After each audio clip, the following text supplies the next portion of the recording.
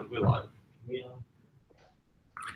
Hello and good afternoon, and welcome to the Miro Maze live stream from the University of Sheffield. And we are ready today with our teleoperated robot, and looking forward to inviting lots of people to try it out. We're going to start the afternoon with a quick demo of how to control the robot by our expert and Cyberselves lead programmer, Daniel. So over to you, Daniel. Show us what to do. So we have this is what you'll be greeted with when you enter the telepresence application after it's connected to the robot. See what the robot can see up here. We've got buttons to control where the robot looks.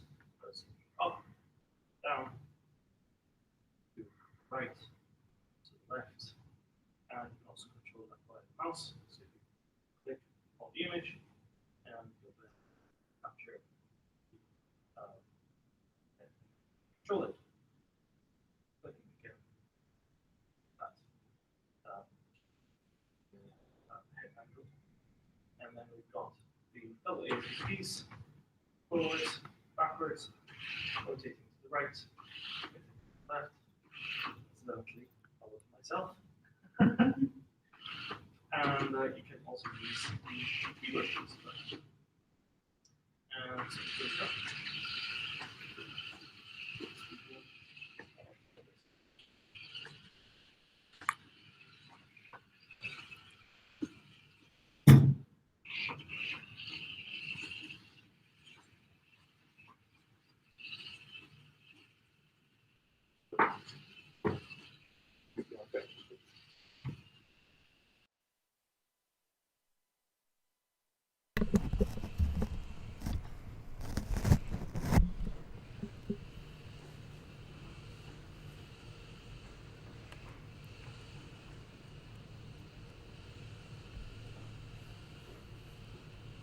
And boom, there we go.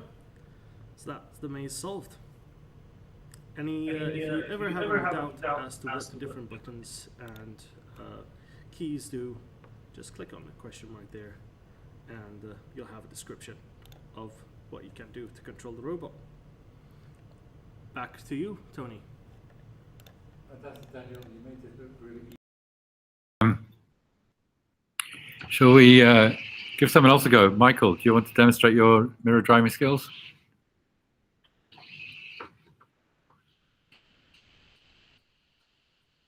I don't have a link right now, I don't think.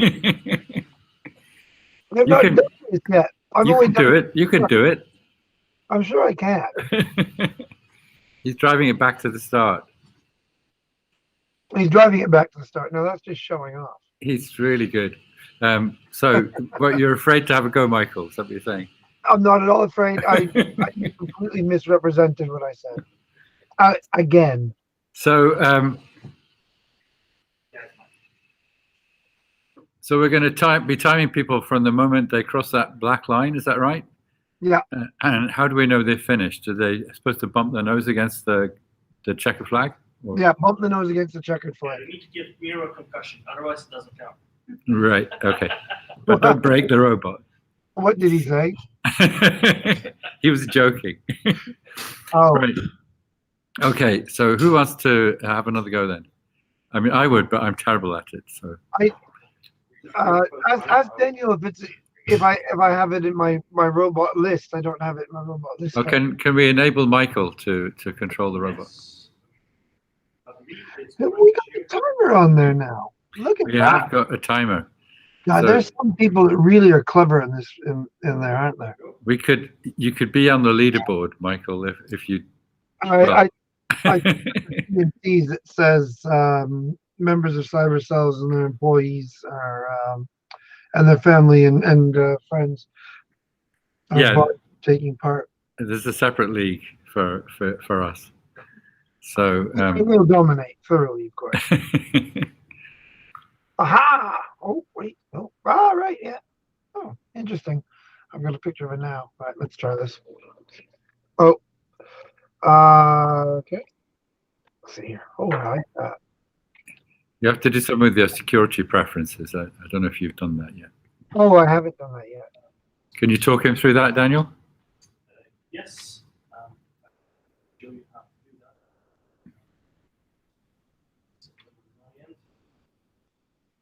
that. Is he talking?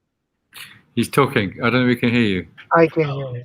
So Get the man a microphone. the address bar. Put your mic on, Daniel.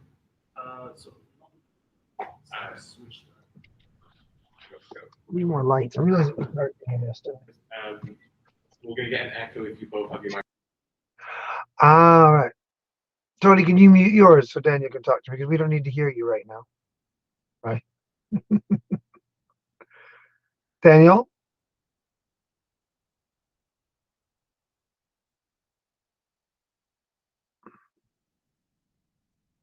No te siento.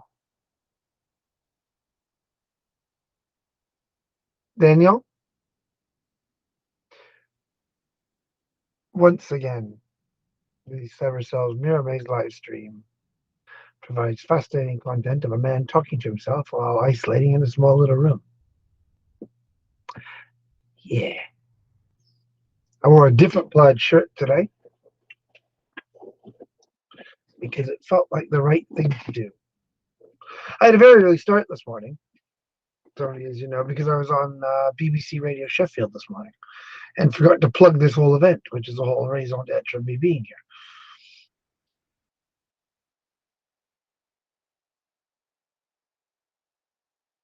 I still can't hear Daniel, if that's the thing. In fact, it's all very quiet. I can't hear anything. It's like they say about space. No one can hear me cry by myself, alone.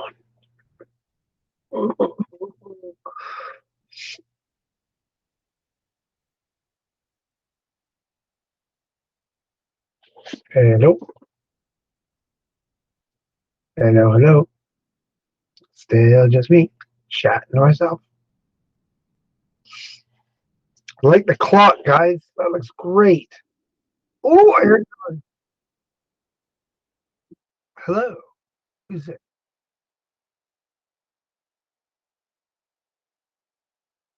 This is fantastic. This is finally we've got everything else working. Now Google Meet's gonna fail us. Next thing you know, we're gonna trip over a cord or something really low tech like that. Oh, we already did that one. There you go. Sorry. Hi. Hello. Oh wow, look, everybody's here now. Right, go. Hi. Hi. So, Michael, Hi. Talk me if you through go to the padlock, you're on Google Chrome, yes? Yeah. You're on Google Chrome? Yeah, it. Of course awesome. I am. So, padlock next to the address bar. The padlock next to the address bar. Yes, got it. Got it. So, click that, and you need to go to Site Settings. Yeah. And then all the way on the bottom, fourth Yeah. option from the bottom, you've got Insecure Content. Yeah. And you need to set that to Allow. Allow. Right? Right, go back to the tab where your Cyberselves webpage is loaded. Yeah. And refresh. You'll get a notification to refresh. Refresh, and you're ready to go. And Miro is reactive. Okay.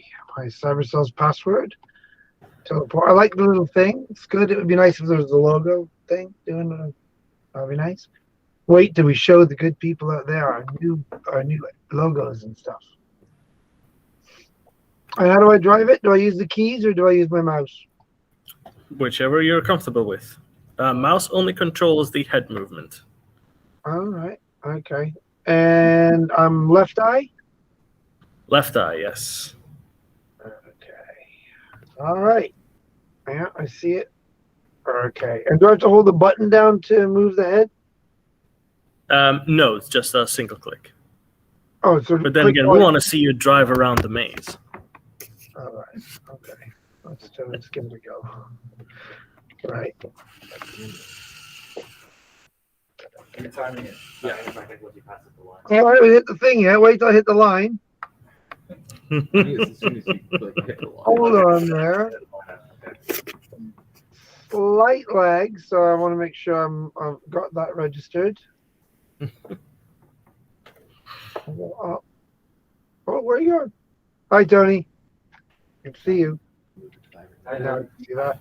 After this one. Right, now I designed this maze, and I honestly don't remember how to do it. So let's go. Let's try this. I'm on the clock. Not yet. Yeah. No, no. It's delayed through the stream. Yeah, started. It is started.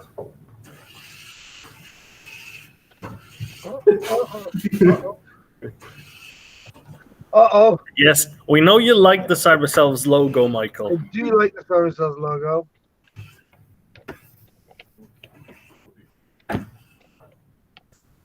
I think that's a I'm already learning. Back up.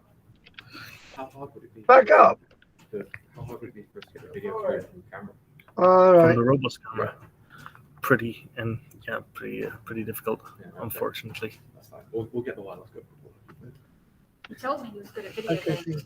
What do you think? Already 50 Right. seconds. Oops. Wow, that's a Okay. lot more expensive than it used to be.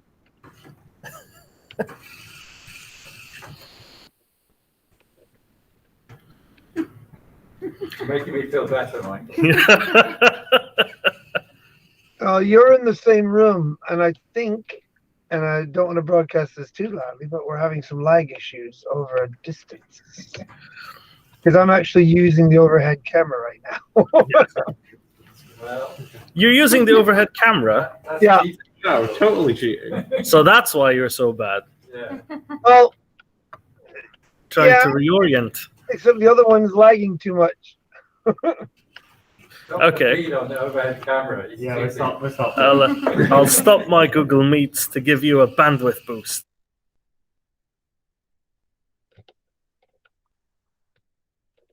Oh, that's better. God damn, you were taking up a lot of bandwidth there, bud. Oh, look at this! I'm going to reverse around this corner. Oh yeah. It's a lot faster than the last time I did this. 2 minutes. That's pretty good. And you're nearly halfway around. I got it sus now, though. Oh. Oh.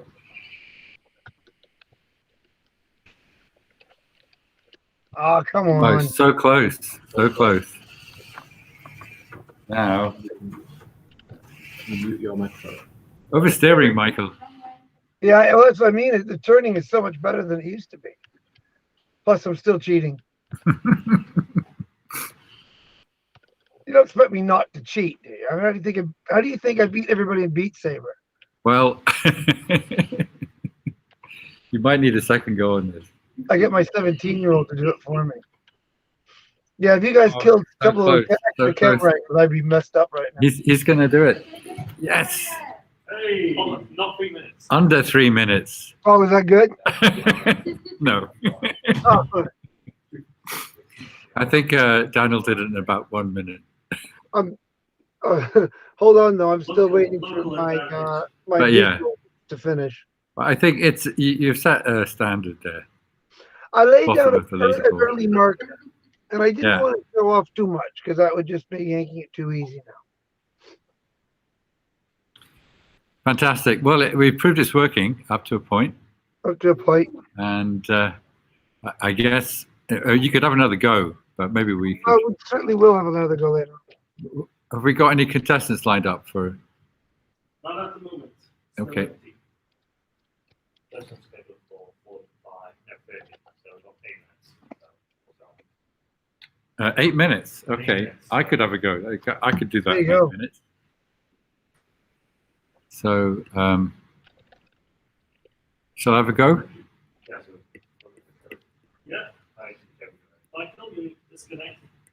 All right. So where's the disconnect? Oh, exit. Exit teleport. There we go. Disconnected. Go on, Tony. Well, I'm not going to be able to compete with your 3 minutes. I know that. Well, then, you know, But I have had some practice. So Oh, you've been practicing. Yeah, I haven't practiced. I haven't practiced since we did this. Gosh, that video from way back when we first did this. But I also used to doing it in VR.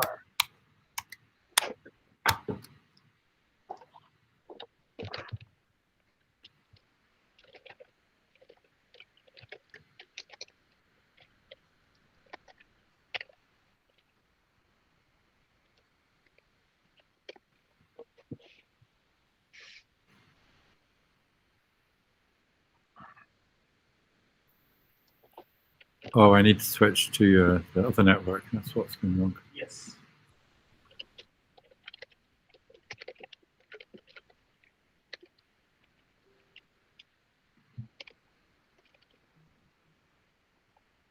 Let's try again.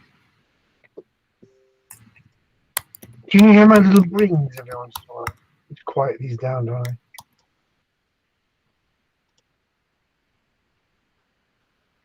Excellent. Okay.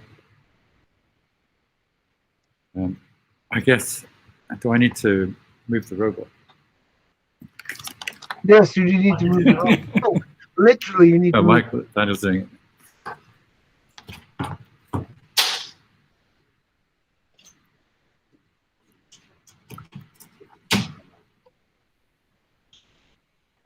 It doesn't really fit that bit. I think whoever built it didn't measure it properly. What? What bit doesn't it fit? Maybe you're just drunk drivers, not move around that little space. Just a smart one. Right. Oh, that's backwards. That's right.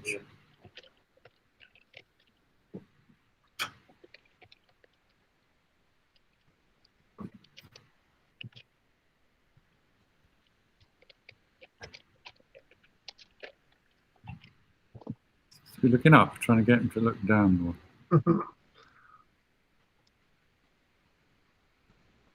Don't worry about me. I'm just I'm gonna do some social media while you try to get yourself ready and psych yourself up.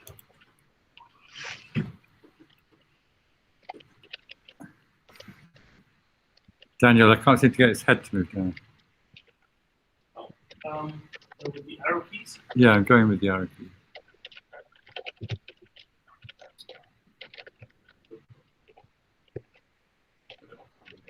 So, that. They need to be refreshed up.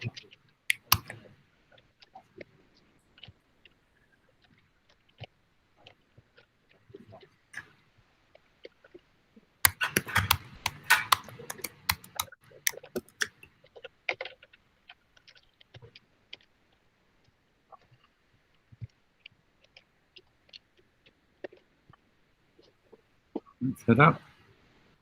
Down. Is that as low as it goes? Seems to be on. Come on, Tony. Go up and down. Should be tilted much lower.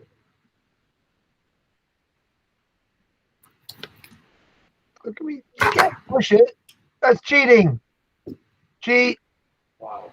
Cheat. Oh, okay. Next. Boo. All right. Okay, so it's when I cross the line, is it? Getting real close Oh. now. Go. Come on, Tony, look at the screen. You see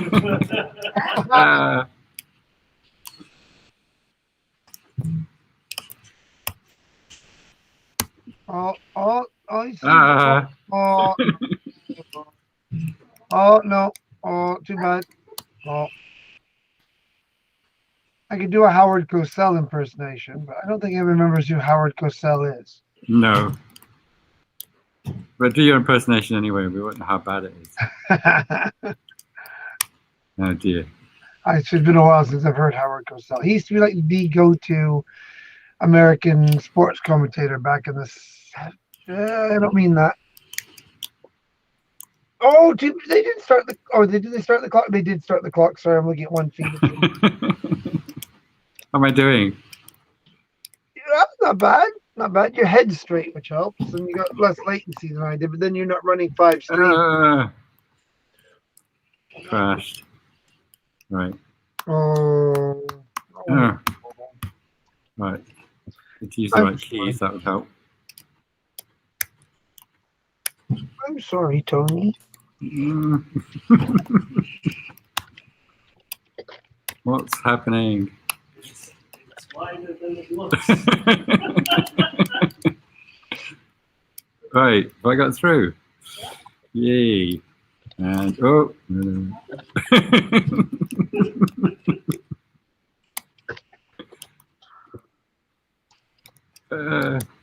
Right, I am through. You know what's weird is because I'm here, stuck here by myself.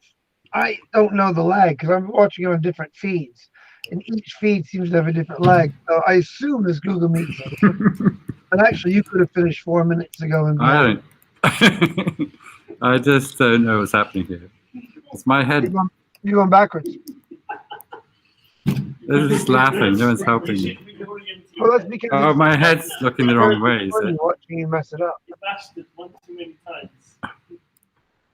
Yeah, I'm assuming I'm driving in a straight line. Yeah, I wouldn't make that assumption. You don't normally when you're in a car, so why would you now?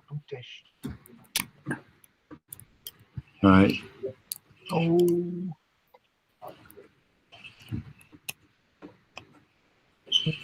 Ah.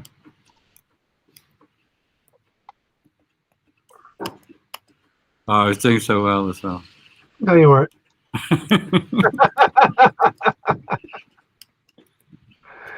Sorry, Tony, but we're in noob territory here. Both of us. I'm not saying that you're different, mate. I'm not holding myself up above you.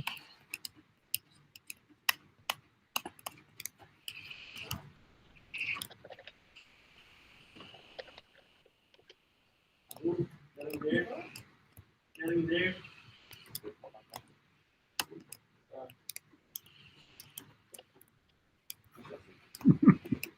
It's harder than last time I tried. So. Things get harder when you get older.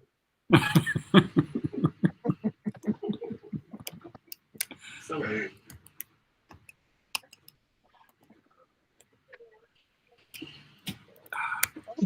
How can I not go in a straight line? This is me coming. I'm not going to be a commentator. I'm just going to insult people. No. Forward. You're there. Reach out and touch it. Just in your grasp. Take it. Seize that day. Hey. That thing. I can't hear him now. It looks like he's crying. But it's coming to attack me if he could. Oh well.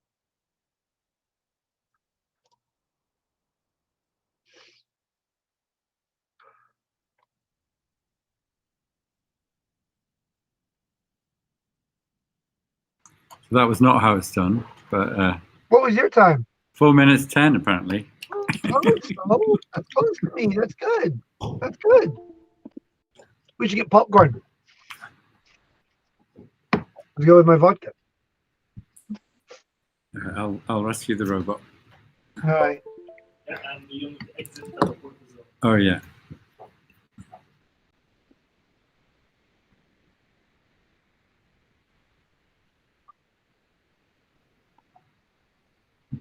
Yay. So people are starting to like come on Twitter and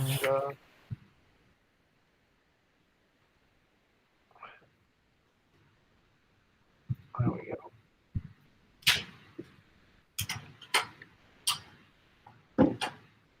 Oh, Tony left me again. When do we start the contestants? Are they ready to go? I'm not sure. Position downwards, even further.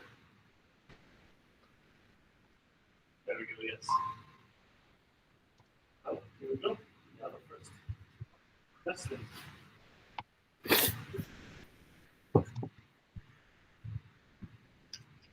Hi there, Nick. Oh, we can hear Daniel now. Maybe we don't want to hear Daniel while he's.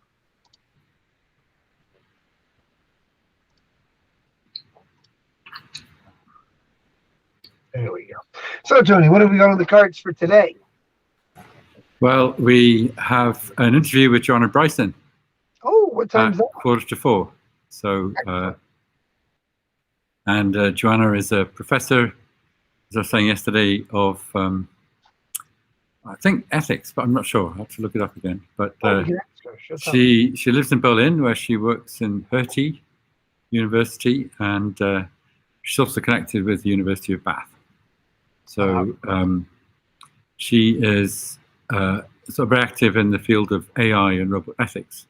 So we're going to ask her what she thinks are the biggest concerns about robots at the moment, and maybe also what she likes about robots. Excellent. And I have a request from Claire Asher, who we interviewed yesterday. And by the way, the interview with Claire, if anybody out there missed it, is now available on our YouTube channel. I'd say link below, but we don't. So just go to Cyberselves YouTube channel, and soon you get Robotics channel will be there as well. As is the interview with David Gunkel is there as well on Cyberselves. It will soon be on UK Robotics channel as well. So if you missed anything, you can always catch up there. But Claire asks us to mention that the Robot Lab Live being streamed on YouTube, the UK Robotics YouTube channel, starts immediately after the Miro Maze at 4 o'clock tonight and runs till 6. So that's something people really want to check out. They're going to have people coming from all over the place. Oh, I could run the. We could run the. Is somebody coming soon? I could run the trailer for Robot Live. Yeah, I think we've somebody about to do the maze. So Oh, okay. Let's do that first. we should run the trailer. So Somebody's about to do the maze. Let's do that first. We'll run the trailer when we have a down moment. hi.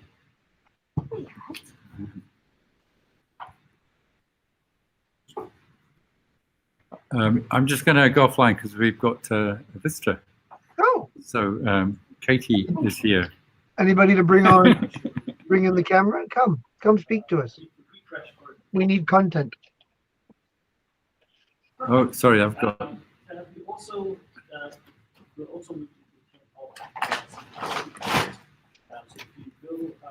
Go on, Tony.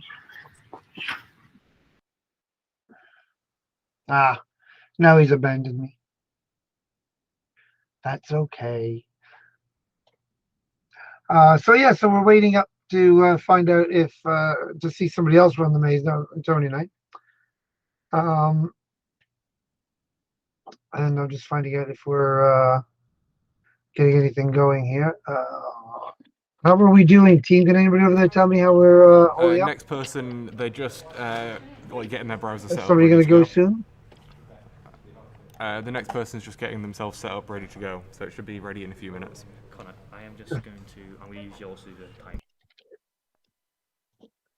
The only feedback we've had so far from the public is that we need to get our Animus and Teleport logos on the side of this maze somewhere.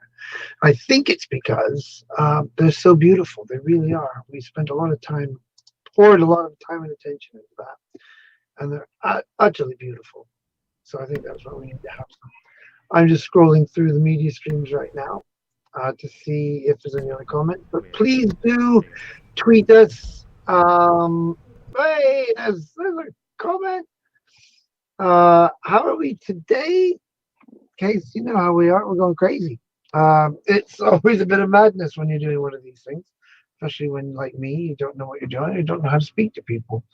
And I'm locked in a room all by myself because I'm supposed to be here and I'm not allowed out with the rest of humanity right now. I've plugged the interviews again, haven't I?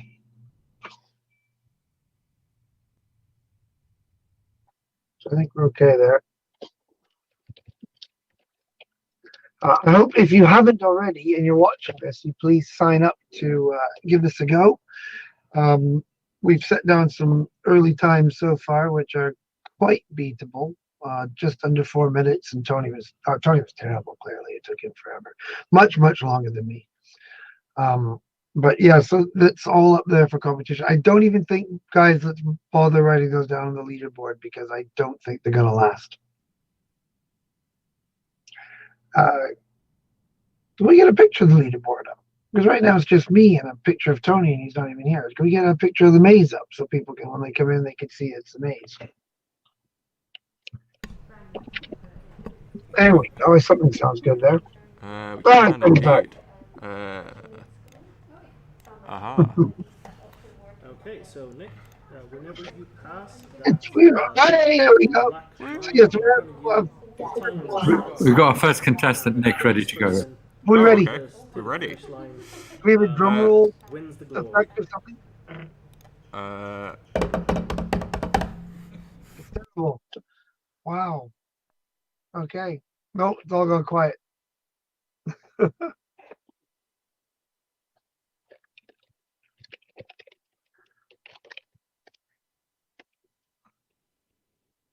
We got the GoPro. I'm loving that GoPro angle. Let's get right in there, zoom in nice and close. You got to be able to see what it's actually like. The crucible of oh wow, oh, it's a fast start. Oh, actually, it's not a start yet. Let's wait till I actually cross the line. Boom! Now we go.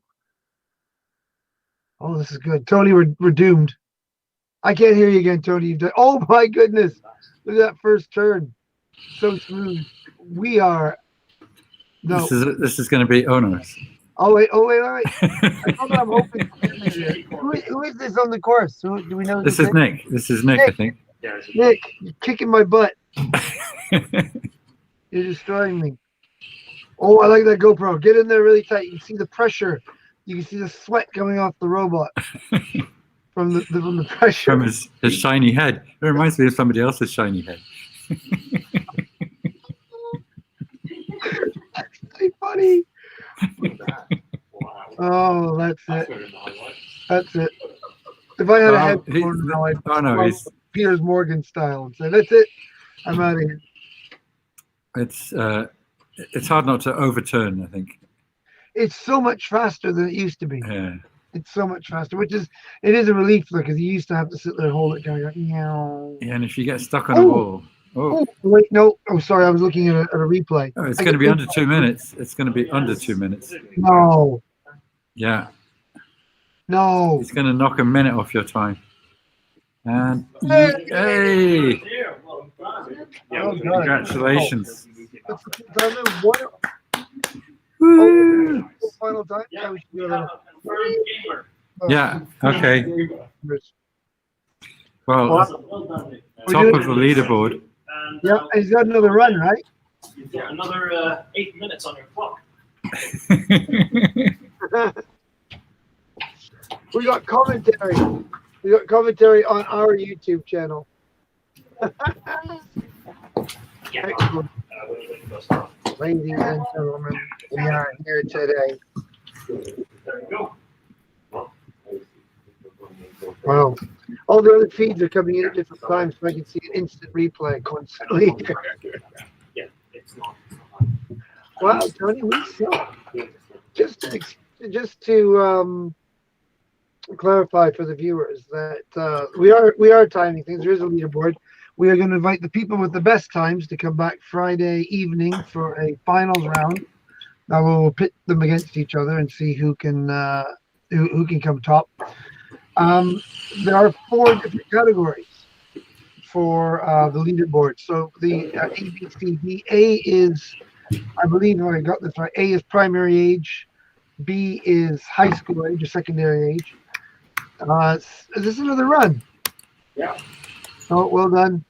Don't get caught. Oh, we got the shoulder caught on that. C is universities, and D are adults. And we might have to add an E for old people who are commentating. We already did that. We've done that. Are we in category E? We'll call it E for elderly, even though we're different generations. Oh, it looks sweet, cuddling up to Right, the Daniel? corner there. Oh, look at Shy, little shy robot. Hiding Oh, behind the wall. Come out, Miro. Come out. He's gonna come out. He's gonna come out and bite your fingers off. Last time we did this, it was He's like, trying to come out. He's trying to come out. He doesn't know though. what? Yeah, come on. That's it. That's it. We could add complications. Oh, Next time we could add complications, we could have it, maybe being chased by something. Like if they don't do it, something comes and smashes the robot. yeah. Yeah, not my robot. Oh, good turn. Good turn. Hi, Stephen. Yes, we can hear you great. We've got Nick on at the moment, driving his second round race. I think he's not going to beat his time. Well, no, because he hasn't clearly now already. Oh, Stuck in that one. it's just- It's not the trickiest corners. We have to give them names. Like the yeah, they should have names, shouldn't they? Like on Top Gear. chicane. They always talk about the chicane when they're doing Formula Yeah. One. There's a 30-second lag on the screen. I don't know enough about racing. I think a chicane, is that not a bend? I don't know, or is it a narrow? Well, but there's bends Chicane. on the bends. Oh, we can find out. Chicane. So I don't think we've got a chicane. Maybe a chicane is the wrong Just a street. tiny curve in a road. So it's like an S-bend. So that is kind of like the chicane, isn't it? You come down there, so you have to just start. It's a hard right, and then it's the chicane, and there's almost like another one there, isn't there? And then a hard left. Yeah. We'll call this one the first chicane. And A then that one chicane is the the sharp double bend created There it from an is, yeah. obstacle Man, look on a stuff up. motor racing track. Yeah. So we need the sharp double bend for it to be a chicane. Sharp double bend. Guess we have a chicane at the end there. If you No, that's not. No. go to the Chicane, left and then the that's right. then like a weavy thing. I suppose that, yeah, that could be a chicane. If anybody knows about racing commentary and wants to help us out. So yeah, that first one there. So they turn right. It's a sharp right, and then it's like the first chicane. Then it's a U-turn, then a second chicane. Then a sharp left, sharp right, sharp right. There we go.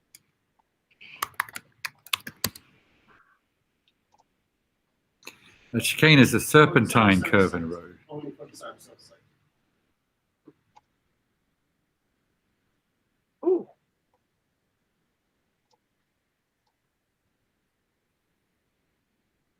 And only on the website, you can see. So, is he stuck? What's happened? Miro is free. Nick, you're stuck. Daniel, Yes, on your Cyberselves account. are we still moving?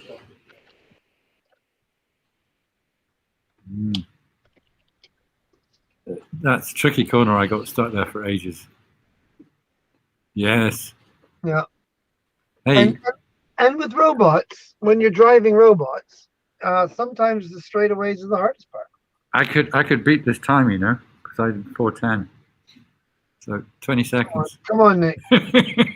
Come on, Nick. Nobody wants that. You were also in the same room, Tony.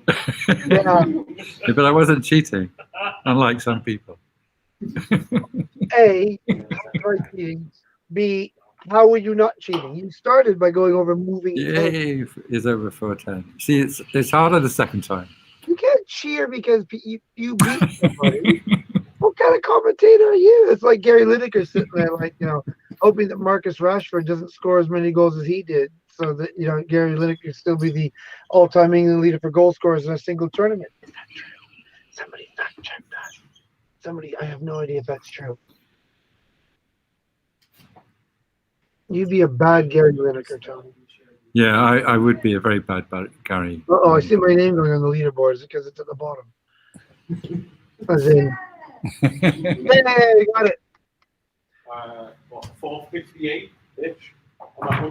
Yeah, I think- only got the best times. I think he'll keep his best No, that's time. fine. Yeah. I think we go with best time. I think we all forget about our worst Yeah. time. I think my first time was better than my second, but we didn't measure it.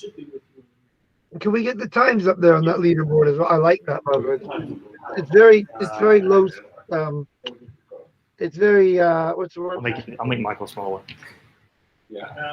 No, so for now, we'll just need to do some. It's very lo-fi leaderboard. We got some of the most cutting-edge technology in robotics going on here today, ladies and gentlemen, and we have a leaderboard that is literally Then you all the way down. finely aligned whiteboard with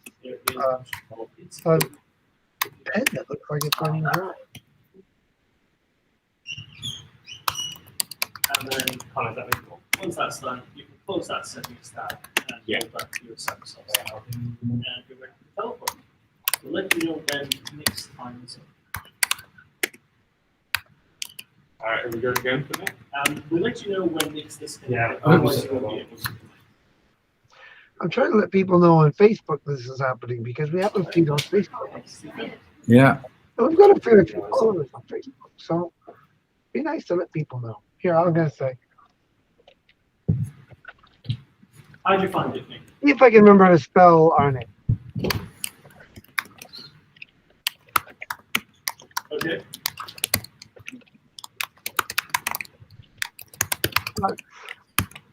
Again, exciting things. 2 men typing at the keyboard. We could actually, you know what? If we went on Twitch and said, "Watch 2 old men typing," we'd hit viral, and people would like come and just sit there all day and go, "Wow, it's so soothing." Well, look, I think Nick is Nick going to have another go? I hope so. There we go. They really got that time. We got to get them some more pens. Find them some more pens. If I was there, I'd find them more pens. Yeah, we need some new pens. So, I'll just ask you to disconnect from the robot. 256.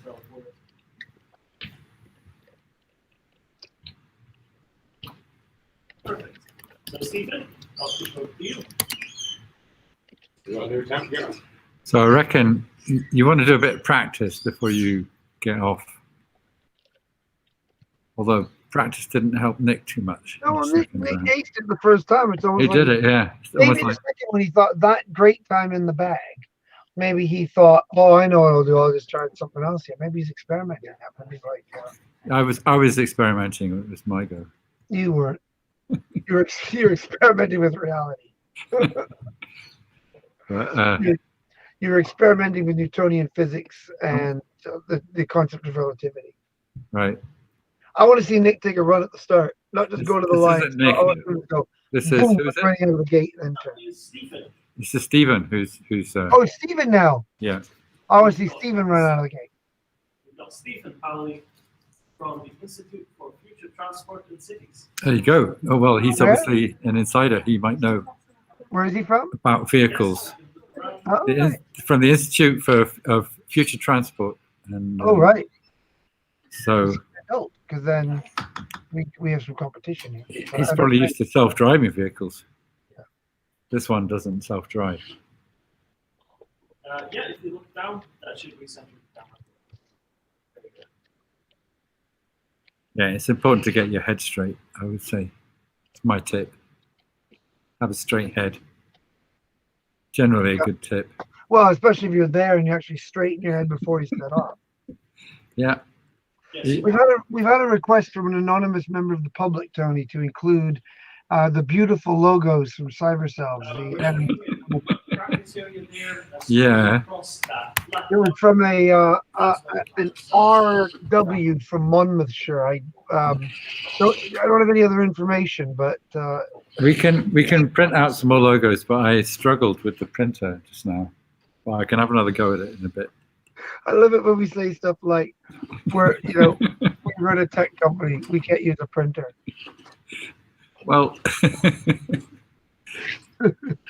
it's not as simple as it sounds. Let's put it that way. No, printers are a very complicated thing. Yeah. Put the paper in, and then you gotta push print, and then poof, anything can happen. Steven's still practicing, getting the hang of it. Very wise.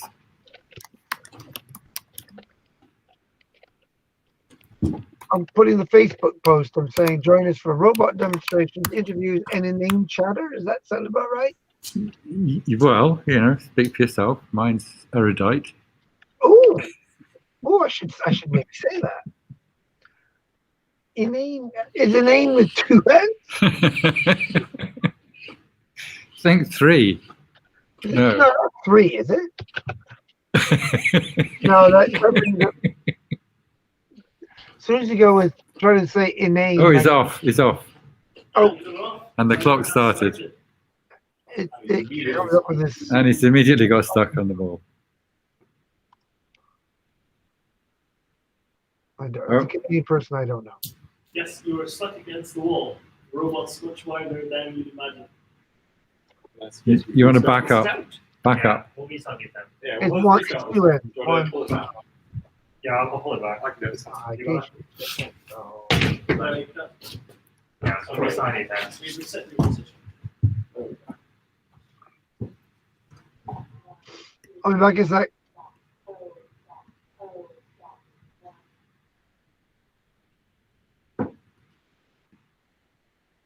I guess I see that the movement has stopped. Would you mind refreshing, please, and reconnecting to the robot?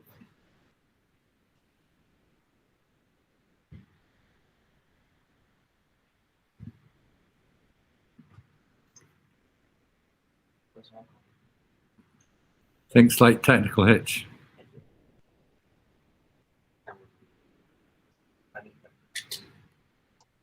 Improvise. Improvise. You'll be fine. Can you hear me? Can you still hear me, Michael? I can hear you. Okay, we're still I'm, here. I'm just running. I'm just gonna run and take a break. But I'll be back in a second. I just came Right. on earlier. You were struggling without my my witticism. Getting a spinning wheel on my Twitch feed. We need to refresh. Yes. No, I'm good. Is your Twitch feed working? Twitch. Oh yeah, it is. And you're putting posts on there. That's really good. Yeah. Oh, I'm not watching this Facebook one. Where we actually Right. right. I'm getting a spinning wheel on my. It's probably your end. It's your end. Oh, they're all working fine. Okay.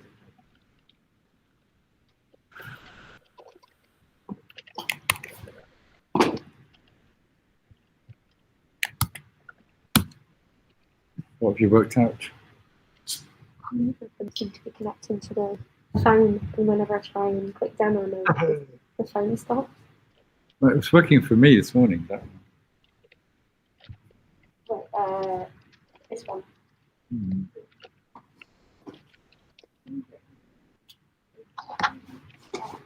I wonder if it's a problem with the phone. Yes, we're restarting the robot. So that will take a minute. And we'll restart your clock. It's definitely working.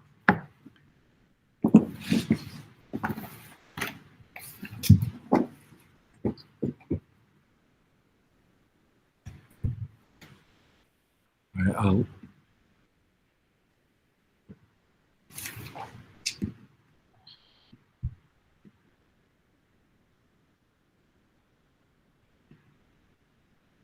Slight pause here. We're waiting for Stephen to reconnect, I think.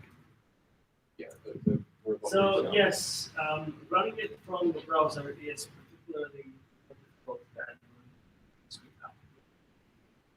And we've experienced higher latency than usual.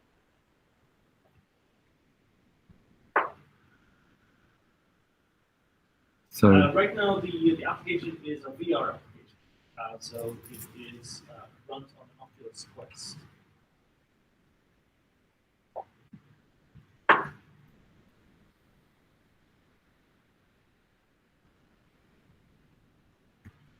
while we're waiting for Stephen to get going again,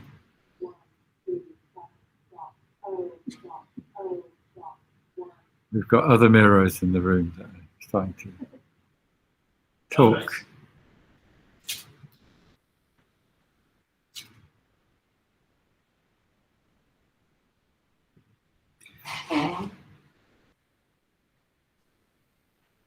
Which one is ours? Just connect to one and see what, well, maybe you should take it out in the corridor. Yeah, but trying Yes, to get away from it. Michael and Tony are very experienced in running these events.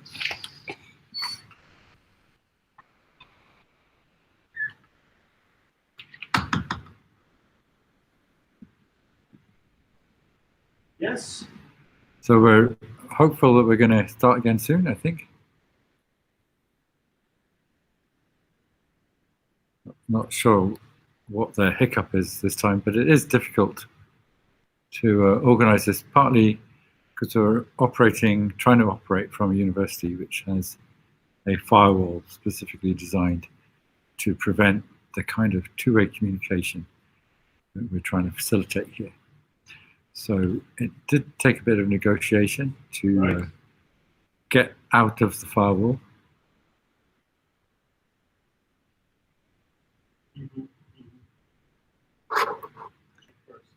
So if anybody has any questions about robot ethics that they want to put to Joanna Bryson later, then post them in the chat or on Twitter. And you might want to watch the video recorded yesterday of the chat with David Gunkel. That's not the link. Okay.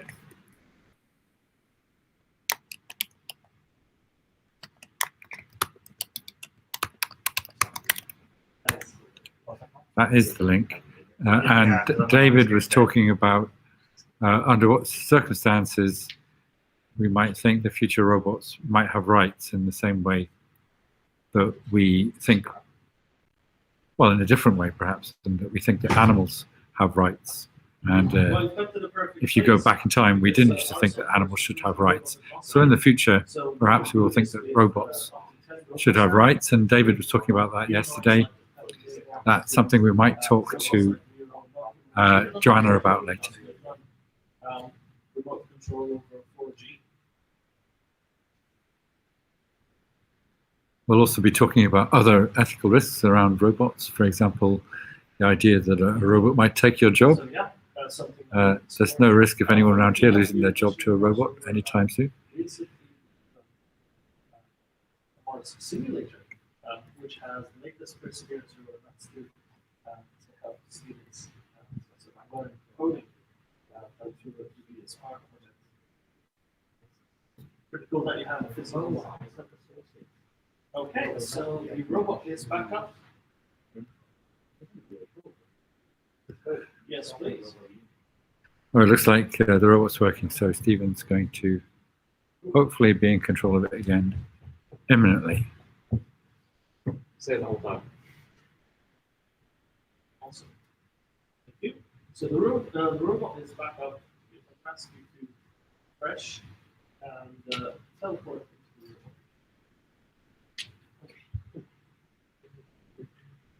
robot. Hello, my adoring public. Have you missed me? Yes, and you haven't missed much. There was a pit stop, I think, as they say in motorsport. Oh, right. That kind of motorsport. I was thinking about parenthood pit stops. Yes. Yeah, I've been looking at a glossary of motorsport terms, and I think we can use some of these. So there's DNF. You know what that stands for? Did not finish. Yeah. So we haven't had one of those yet. Are we keeping a list of also to the tech guys? Can we put? Oh, we got it right there. We've also got dogleg. I don't think we've got a dogleg, but we ought to have one We've got. because we have a robot dog. This is great. We're keeping a best time thing on this spreadsheet. Who's on right now? Stephen is on still. Oh, Stephen. Okay. Um, I went for coffee and stroopwafel. No, not really robotics content, stroopwafel, but it's something I care very passionately about. There we go. So, restarting that again. Today is full of a lot of adults. yeah. Yes. Why don't we bring in the kids? Well, because they'll be much better at it, I think. Boy, it's almost unfair. They need to be in a league of their own. There's only so much we could do to try to defeat children. Yeah, there's I'm sure you'd try over competitive dad, but so another motorsport term is gentleman driver. Refers to a driver who's not professional. That's me. I think I'm a gentleman driver of Miro. Or maybe I'm not. I'm a professional. You're a regular Sterling Moss. You are, Tony. They're gonna make a movie about us. It's gonna be that one like Yeah. they did that movie and he had what's his face and Chris Hemsworth in it. Oh, here we go. Some days I'm really on with the cultural references, and some days just not so much. Okay. It wasn't, was it? And here's where I publicly start to make people nervous. I have a bit of a Chris Hemsworth obsession. So what I was going to do is look at the school's robot drawing competition entries. Oh yeah. Because there is a bit of a video of that which we could look at. And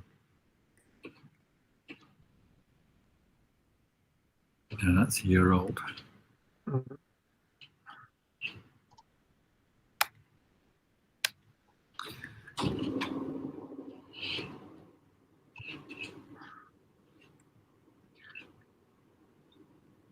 It was James Hunt and Nikki Lauda. That's you and me. Right. I'd say clearly I'm the Chris Hemsworth character. You know. Oh, I think he's off. But oh, right, here we go. Starts now. Oh, and he's hit the ball again. He's That back. corner is catching more people than I would have thought. You Yeah. did that the easy part, but you turned to The robot has a wider body than its head, which confuses. And there isn't really a way to get past that. You need to back up. Yeah. You need to back up, Stephen. Back up. And then Can go you- forward now. Forward now. Yeah, and turn. You can hear the commentary. I don't know. But Can we get, I'm can we get trying to help. clarification from the tech team whether or not the contestants can hear the commentary? If they're following the Twitch feed, they can, yeah. Daniel Bruhl plays Nikki Lauda. Okay, I'll be Nikki Lauda because I like Daniel Bruhl. Right. Sorry on that. It's going sort of in the right direction. So yeah, it's this oversteering thing that happens a lot. It's It's I really think easy to oversteer, it's, isn't it? it's the sensitivity of the mechanism. Do you think it's not being calibrated very well? I think it has to calibrate. Yeah, who did the calibration? Is it somebody who knows what they're doing? I assume it was. If it's going well, it was Cyberselves. If it was not going well, then it, Right. Oh, he's got past that bend though. Looking good, actually. Looking Yeah, good. the U bend. He handled the U bend Yeah, very yeah, well. and Into the second chicane. into the. This could even be the dog leg here. This is the dog leg. Actually, I'm not Yeah. sure if it is a chicane because it actually is just a kind of like you can actually hit it straight, couldn't you? I think the chicane's at the top bit that you go through. So, whoa, and he's doing a full. No, he's not doing a full spin. Oh, watch that wall. The wall. To the wall. Just. I hate it when you get caught on the wall like that. Mm. You gotta sort of. Yeah, he's free. Yeah. He's free. He's free. And yeah, He's in the University of Sheffield. and ahead. Yeah. Oh no. You should name the turns based on what ads we've got on the sides. Yeah. Well, I've got some other pictures I'm going to print out. All right. So Yeah, we've got we the could. Cyberselves gate. Then we can put one here, and we could call that the maybe the Animus chicane. Hang on. He's almost finished, and he's going to beat your time. Yeah. 2 minutes. That counts. Yeah. No, that's fine. That's fine. That is how you actually finish it. It's given a concussion, as we say. So that was fine. The clock's kind of drifted off the screen So there a that bit. is- So What's the time there? 30 seconds. 2 minutes and 30 seconds 2 exactly. minutes, 33 seconds. Good that. That's a pretty good time. Competitive. It's more than one of our founders did. But more than, Oh. sorry, quicker than two of them. So yeah, pretty competitive. Yeah, we're never gonna live this one down. Unless we don't. Yeah. Sounds not like Daniel sitting there like, yeah, I'm so good. Awesome. I'm so good. I'm afraid that is the end of Oh. Tony's left. Am I still here? I've lost all sound. I think I'm still here, though. Ladies and gentlemen. All right, bye. Yep, you're still all good on there. Hi, Helen. Okay, so what we need is oh, now it's just me. What we need to do is move the signs around so we can name each corner. So we can have the Cyberselves gate, maybe the Miro CQR S-bed, Awesome. That's great. a Thank you so UK much, RAS Helen. I'll U-turn. let our marketing team I'm know not about that. suggesting. I'm just saying. So, Not like, like if it was, this U-turn brought to you by the Conservative Party. I can't do that. Somebody will get mad at me. I won't do that. Oh dear Lord, there's some very talented people about to try this thing. Fantastic.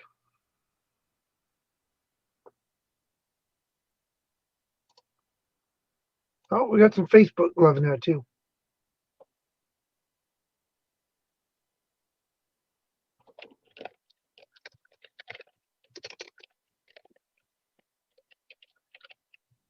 Julie on Facebook was hoping that we have a consumer Miro. Ah, everybody's back.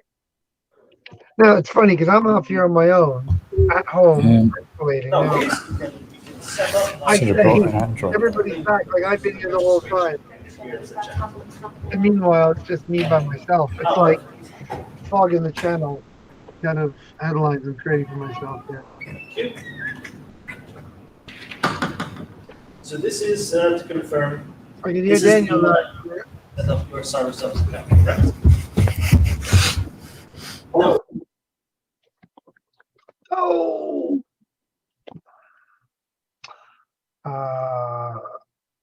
I think it's still me just yet. Just you. We got far too many microphones going here. It's getting very confusing. Well, that's okay. You know, we gotta do what we gotta do, right? Yeah. Yes. We have to confirm Isn't that you're Jack's not a online? I can't robot line. trying to That's fine. control a robot, It's because just better otherwise, so I we can mean, roughly sit. we can't have that situation. Oh, what's Daniel doing? He's just Okay, getting the next so- person ready, I think.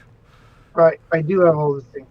Yeah, when we do this next, and we are going to do it again, and I imagine one day it's going to be like a slick operation, and we'll have like opening bands clamoring to come join us, and we'll have a guest host list. It's like sorry, Alan Shearer, we don't need you for color commentary this year Yeah, that's absolutely. Yeah, I can see that in the future. because we're going to be too big, buddy. Let's be honest. Yeah. Perfect. And So, when that do happens, you see it'll a be a bit robot slicker. on But I your- think that on other your people start can learn screen from it there? in the meantime. And maybe I should learn that. There's gonna be some way of Shared aggregating in one place all the different comments, because right now they're coming as one. There is actually. I know how to do it as well. Yeah, I mean, you can well, do we it with Restream. We just have In the to meantime, actually could set it you all up. tell And me which Yeah, but I'm not even browser there, you're so we'll do using it. today? yeah. I said that. Did you catch that though? You all disappeared, and I kept I've got some talking setting like to do. I was If you somehow go to still the here, and the padlock, rest of you had right gone. next to the Yeah, we'd all bar, disappeared. It was like just me on my own floating away, but the rest of you. Although I think on the feed, I think it was just me. Yeah, I think so. Yeah. Nobody wants that, man. Looks like one of those hot tub themes. No worries. I've shared the robot with Right. you, and that should be with you I don't in a believe they minute when we exist. refresh. Oh, you're on Twitch too.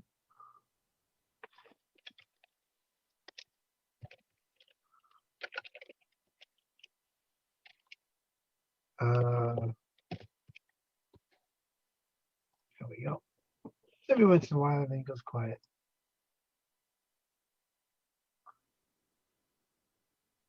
Ah, I said Stroopwafel. What do you think I said? Hold on.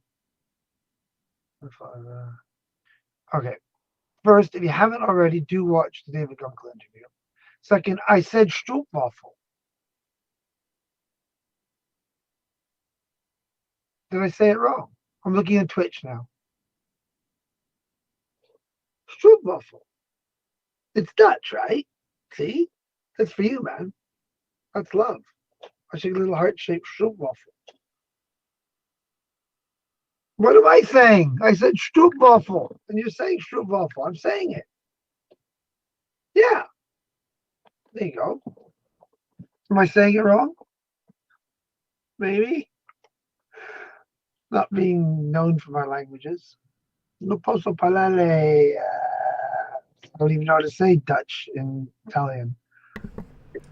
I have to say, it's very fun watching you talk to the Twitch chat. Keep it up. Isn't it? Yeah. It's great I'm fun. sure. This. Like I said, it's gonna go viral. Like this is gonna be like, hey, let's go watch that old guy with the bald head talk to himself on Twitch, saying strop waffle, and also it's not sh, but I like the sh, so I'm gonna say, I'm gonna call it stroop waffle because that sounds even funnier. My wife's on the other side of this door wondering what the hell I'm talking about. I'm learning how to pronounce stroopwafel from an actual Dutch person. And failing.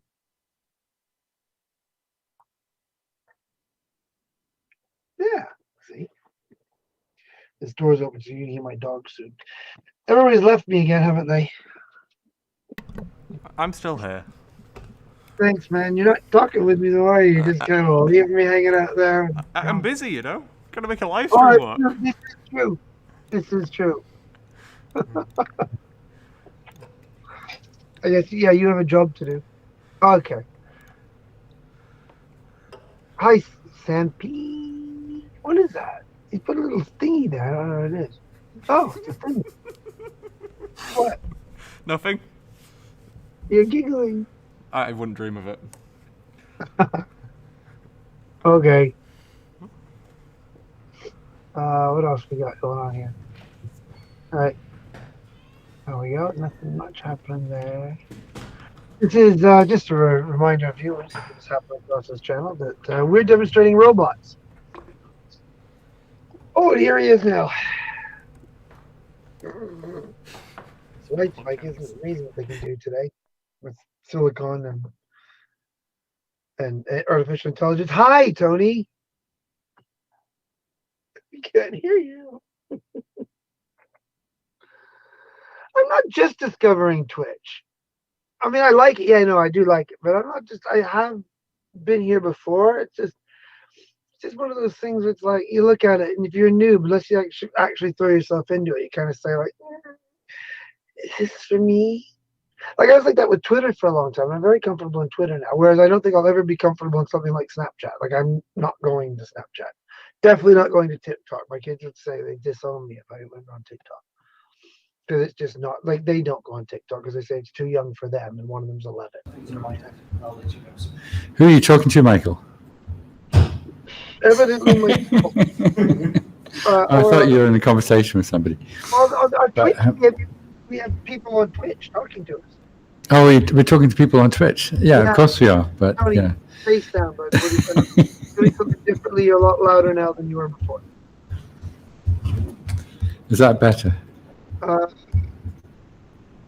Well, it's just nice that you're here, man. Like, Yeah. I've improved my lighting in here today. Tony, I'm just going to turn the gain down on your microphone a bit because it's quite loud. Okay. I think it's this way to go down. Okay. Should be a bit better Is now. that better? I'll hear in about 5 minutes. Oh, you have a lovely voice. So have we got a new competitor?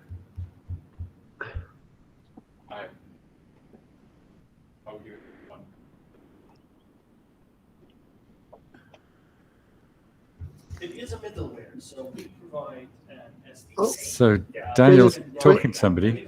Dana's explaining Animus now, Yeah. Directly on Windows. which is, interesting and all. I was gonna do one of my kids' things, but I don't remember. It's explaining Animus. Maybe we should explain what Animus is. Because Do you want me Animus to? is, yes, you do it. You do it. Okay, I'll do it. Well, Animus is, as Daniel we heard Daniel say, the middleware library. It's the it's the bit of pixie dust that makes Cyberselves applications work. So teleport's a great thing, and all he's left me again to explain this, so it's okay. So on the surface, everybody thinks that what Cyberselves does is we've made teleport, which is this fantastic app. But it allows you to telepresence into any robot with low latency, as long as you've got the driver, any robot, anywhere in the world, irrespective of hardware configuration, operating system, or robot. The thing that makes teleport work, and will subsequently make many other applications work, is Animus. So Animus is a middleware library that simply allows one piece of hardware to talk to another piece of hardware in a very straightforward, low latency way using the cloud to communicate. We like to call it the Windows. We like to say it's going to do for robotics what Windows did for the PC. So take all these disparate pieces of hardware and bring them together in one easy to use system.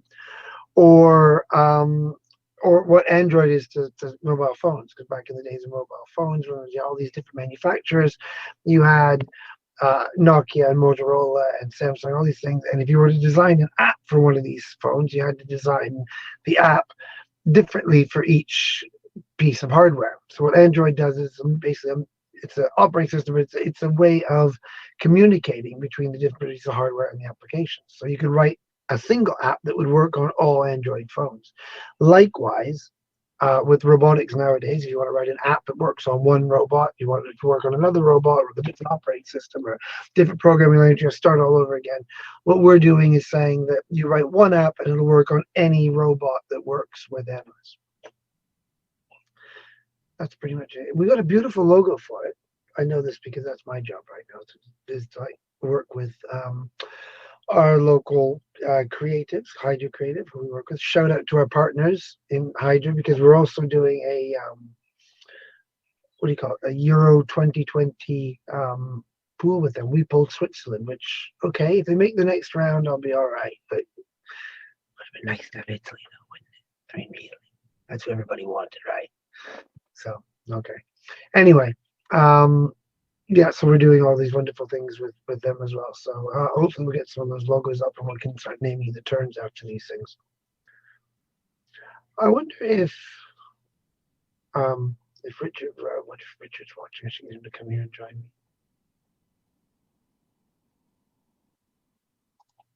Anyway, still waiting for the robots to make their return, or a customer, sorry.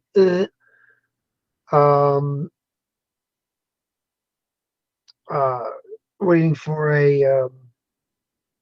another contestant, not customer, to come on and have their turn. I was just flipping through some of the social media feeds right now. Not much more happening. More people watching today than yesterday, though, which is exciting. Shows that maybe the word's getting out. And we had robots, which is nice, because yesterday we had some teething problems. The system we have works great. Yay. We're trying to implement it in a new place, in a new way, right? So we have the system that's like, oh, no problem. We'll just put it on the browser. It'll be great. And we'll put it in this room where the Wi-Fi is all very heavily firewalled. And what could possibly go wrong?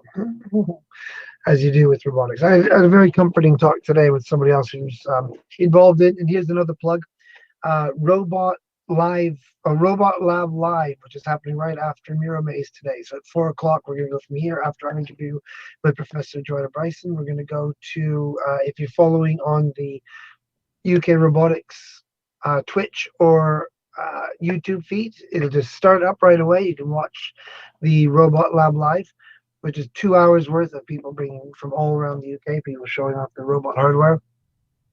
If you're on the Cyberselves chats, you'll have to switch at that point, but it's easily enough done, right? Just when you're gone.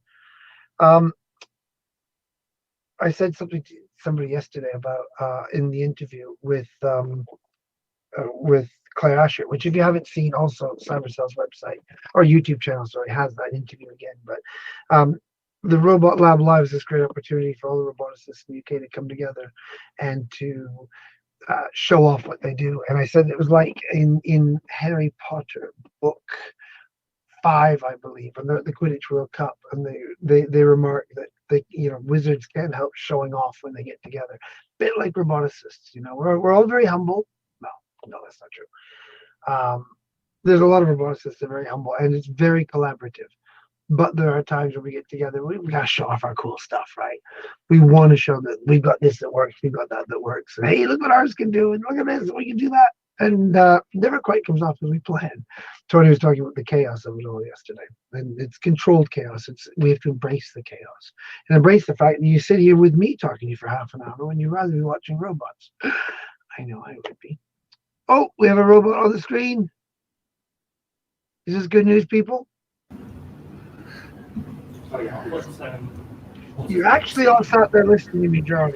Hello. Yeah. I'm back. So yes, I thought we could show the Draw Robot competition shortlist, which I can do. But are we ready to go with other contestants? Or? Not yet. 2 minutes. 2 minutes away. Let's show this. I think. Yeah, we'll show the Robot Lab live trailer. I'm gonna share my screen. I think. Look at that. I'll drop out for a second.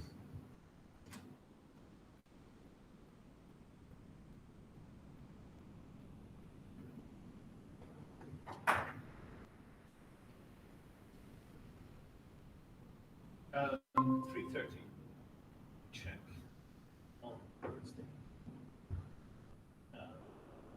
Have someone that might be participating.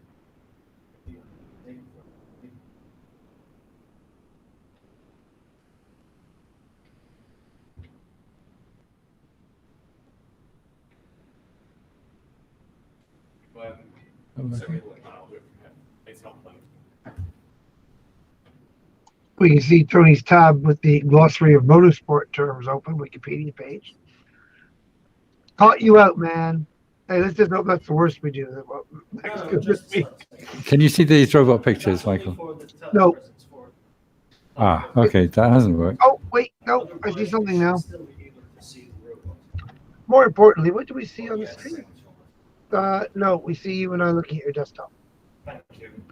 Ah, okay. I've reshared it with you again. Let me know if it does show Show up. that again. Thank you, Alan. Sorry about that. Okay, so we can start setting you up then, Daniel. Okay, so if you start by logging in. There we go, Tony. Have you got that? Yep. You have any So these are entries to the UK RAS School Robot Competition. Draw a Robot Competition. Okay, I've shared it with you.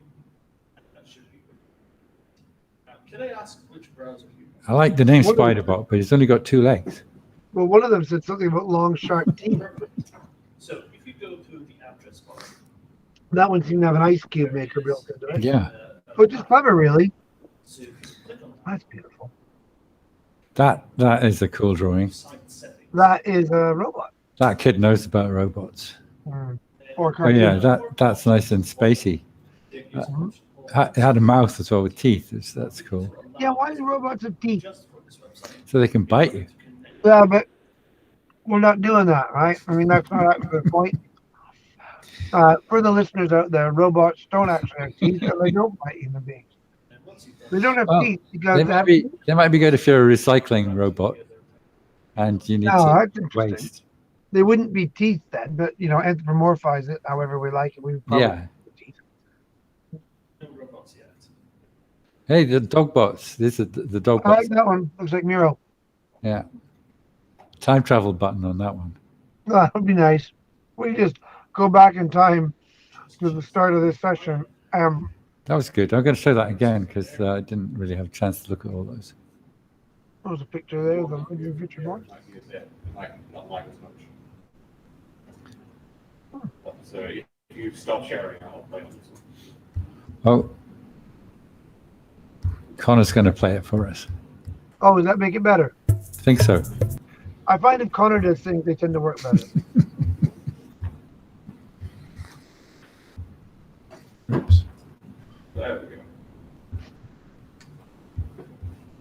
Oh!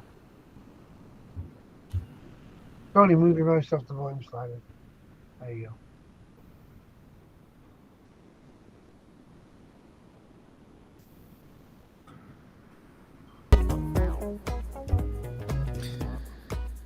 Can we get the music, a little jingly music?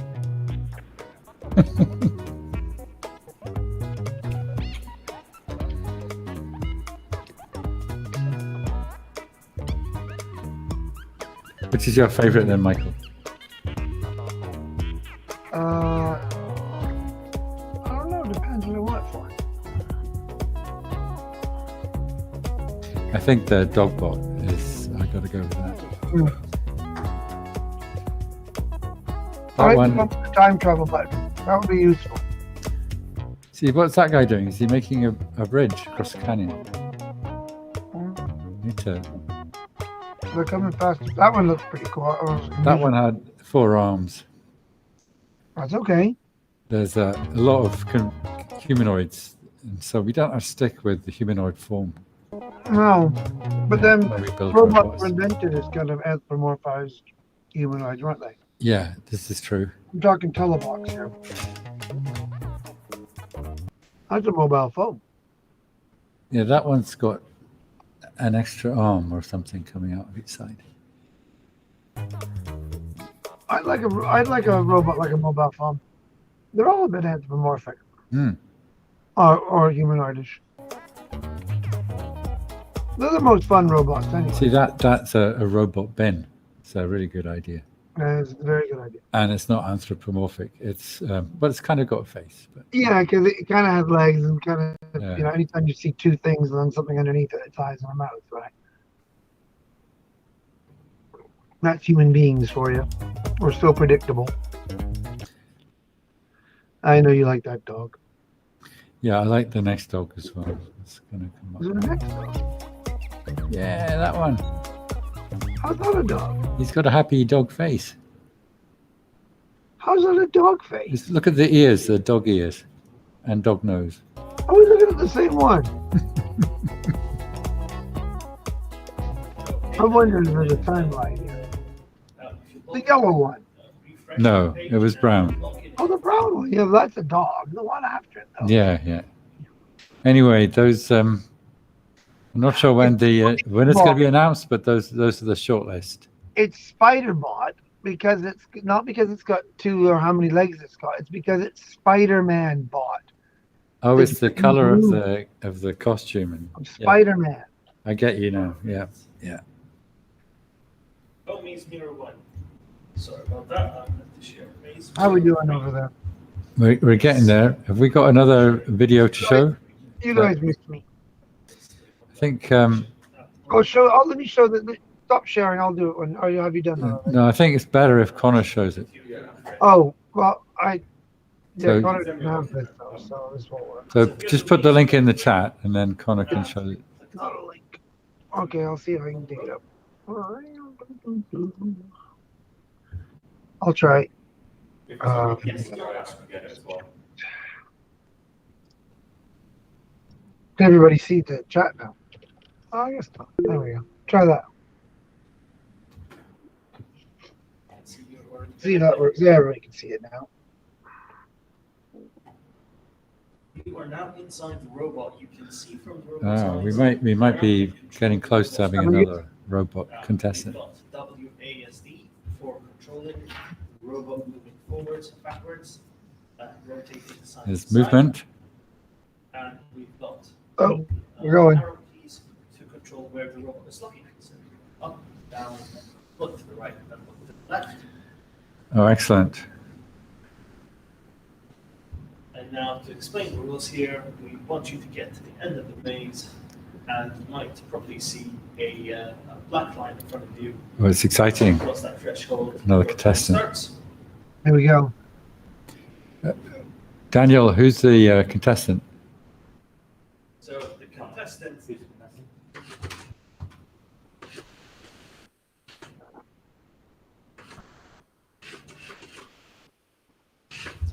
Am I okay to share where you work, Daniel, for our live stream? Yes, Daniel on the. Oh, it's Daniel. Okay. Daniel. So we've got Daniel Bayliss at the moment from the Ministry of Defence. Oh, okay. Oh, okay. Pay attention, everybody. Well, there we go.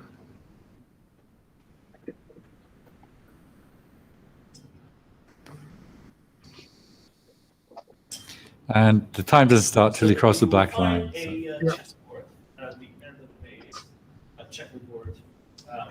That is your target. But you can spend a couple of minutes familiarizing yourself with the controls. I don't know too hard, but on your Yeah, whenever you're ready, as soon as you cross the threshold for that black line, your time will start. Yeah, I think it's going to be a good one. The thing to know is that the robot body is wider than the robot head. Don't put too much pressure on the user. There's a lot of pressure on the There is one piece of advice. The robot body is quite wider than the robot's head.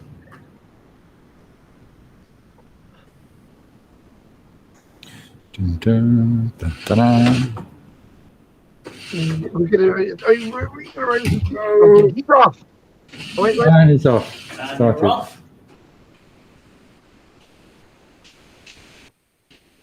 And yes. Ooh, well negotiated. That first That's turn. the first corner. Right, overturn. So we're coming up to the chicane. I think this next bit is the chicane. Because it's 2 turns in sharp succession. Promising start, then drove into the corner head first. Don't worry, the Miro is used to eating walls. Like a puppy. You're very Like carried a away. shamed puppy. Yeah, he's got his head in the corner. Shy. That is the material, yes. No, the dents are all in Miro's head. It's built to withstand high pressure and collisions. It could be a deep sea robot. Yes. With a bit of modification. The volcanic lava of Mount Etna, aren't they? Yeah, I think it could withstand radiation as well, Miro. I think. Yeah. We can say all these things because we're not being held to any advertising standards. Yeah. And with every Miro you buy, you get a free Lamborghini. Not my company. Yeah, that's not true. Oh, Yeah. deep skates. If you want to complain about the advertising you've seen here today, please email. Looks like you're through that corner, though. Go, boost. CEO at Put on the gas. .com. Yes. Go. W. No. Forward.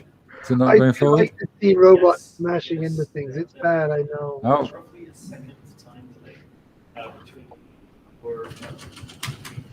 what robot does here. back up. Mm. It's easy to tell other people what to do, isn't it? It's harder when it's you.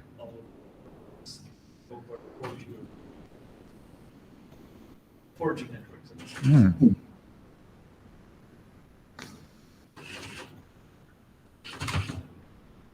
Oh.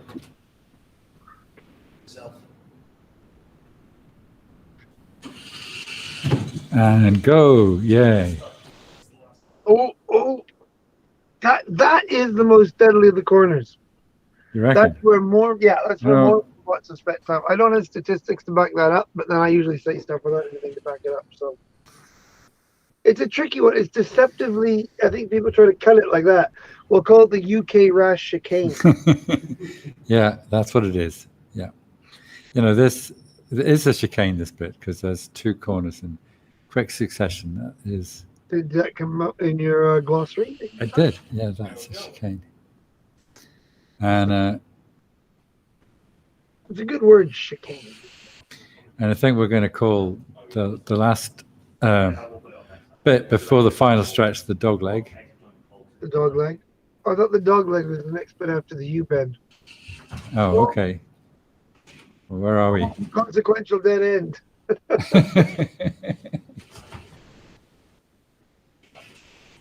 There's that dead end luring you into the consequential robotics side, luring you into the dead end. Yeah. Yes. Yes, I can see that.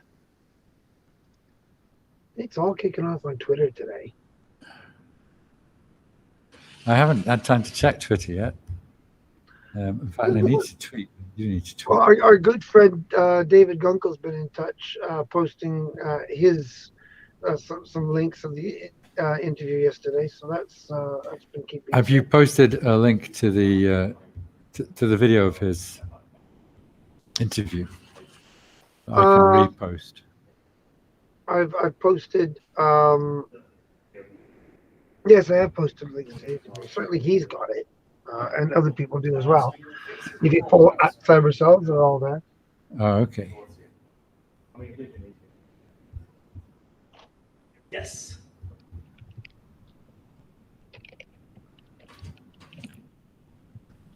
So still stuck in consequential corner. Yeah.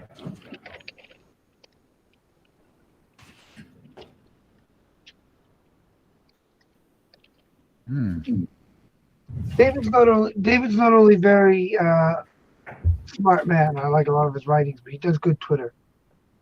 So we're working on that. We do This have is an important thing, doing good Twitter. this flame working on being able to provide real-time feedback. Actual latest Seems to have fallen asleep experiencing. in consequential corner. I think he likes it there, Miro. Yeah. Well, you would, wouldn't you? He likes it better than UK RAS chicane. The UK's RAS chicane is a dangerous place. Yeah. That is close to 100 milliseconds for the Kind of fallen asleep though. motor commands. So it's 100 milliseconds between you pressing the button and the robot moving. And Oh, then he's facing the right way now. latency, Oh, there we go. which is Go, all go, go. the, Press the W side key. of things. And that's the one that we're working on. There's some. I'm just getting a message from some very young, overconfident user who wants to give it a go. Scrappy do like it, and that's the gift he sent. Yeah. I think there's a problem. What I can do is start the robot for you. I think we should pause this attempt. Shall we Pause the attempt. Yeah, we'll restart. Yeah. Should somebody jump in and help him out? We need intervention. we're gonna pause the clock. There we are. The clock's paused. Are we gonna restart the clock? Yeah, we could restart the clock. Give it a go. If they're going to reset the time, might as well just reset the position, right? We count that one as a practice shot. Yeah, that was Yeah, well, that was practice. That was a practice. Right. That's fine. Let's try again. I think we're going to reset your position as well. That's it. Now we actually got robot track. This is good. No, it's difficult, but it's not super difficult. You know, so Yeah. I mean, I say this as somebody who spent many hours teleoperating robots, like in a Yeah. robot. It is a skill. It does take time to get used to the body. Like you've got to be Yeah. willing, kind of almost going to give up what you know about your own body and just kind of learn instinctively. That's why I think young people are better at it. Like young people can pick up a controller, and for them it's not. are we counting Daniel Camilleri as a young person here? 'Cause he's very No. good. Daniel Camilleri was a young person. Camilleri has not been a young person for some time. Yeah, he's no longer in that category. He's even one of the later generation employees. Right. So, Daniel, You mean in the company? He's not even. and then No. He's not even the fresh blood in the company anymore. No. We've got young guys. Yeah. yes. I'm just Yeah. surprised they're not jumping on, kind of like going like, "You get in there." And we've got two Michaels, and the other Michael did a much faster lap than you earlier on, I have to say. Oh, did he? Yeah. Okay. But it wasn't timed, so he's not on the leaderboard. That's too bad. There's no Yeah. proof then. So if he wants to have like a Michael Yeah. showdown, I would prefer to make it at least like a biathlon. I would then challenge him to a bit of Beat Saber Yeah, because I think I don't know. you practiced that one a lot. They didn't Right, practice. here we go. And Go, and oh, gone. he's off. Time He's to off. start it. Oh, And into the wall. Headbutt. ready to feed. And go forward now. Yep. And right and forward. Oh, and forward. Get up the wall. Get up the wall. This is like a typical wall follow if you're actually programming the robot autonomously. It's a bit jerky. I don't know if it's the. What? Oh, but it's following the wall. But We'll need to reverse a bit there. it's when you get side on with the wall, it's very hard. There we go.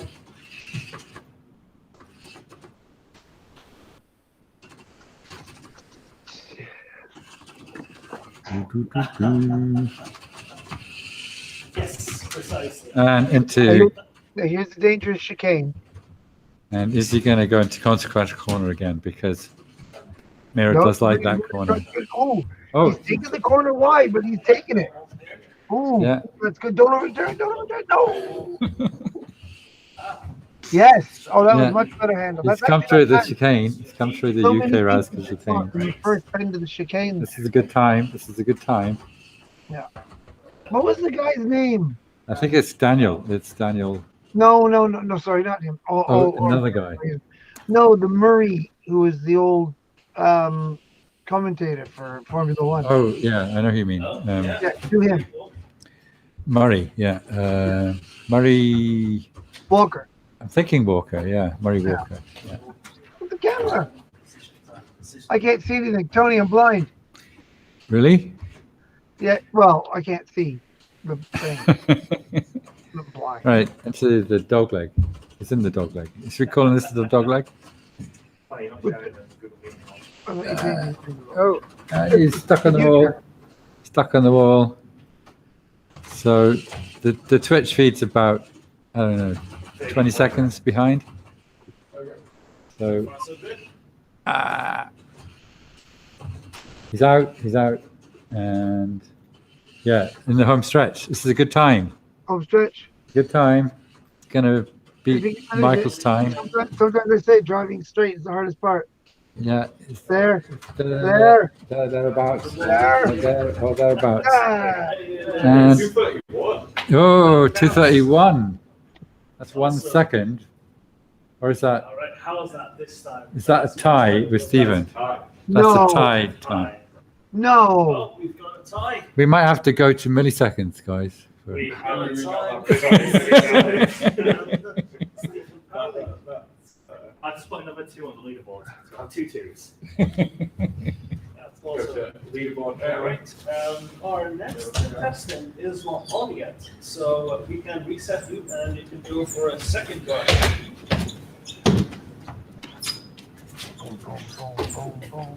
And there's our Set your position. crack Miro team. Same as before. Past the black line, your clock starts.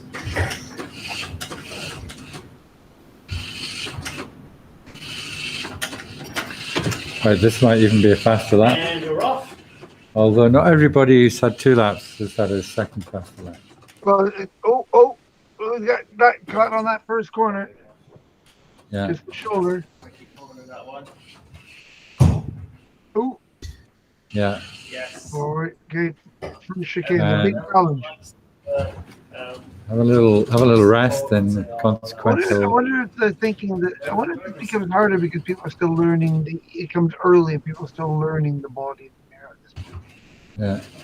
Into the chicane now. Oh, Oh, Bevo.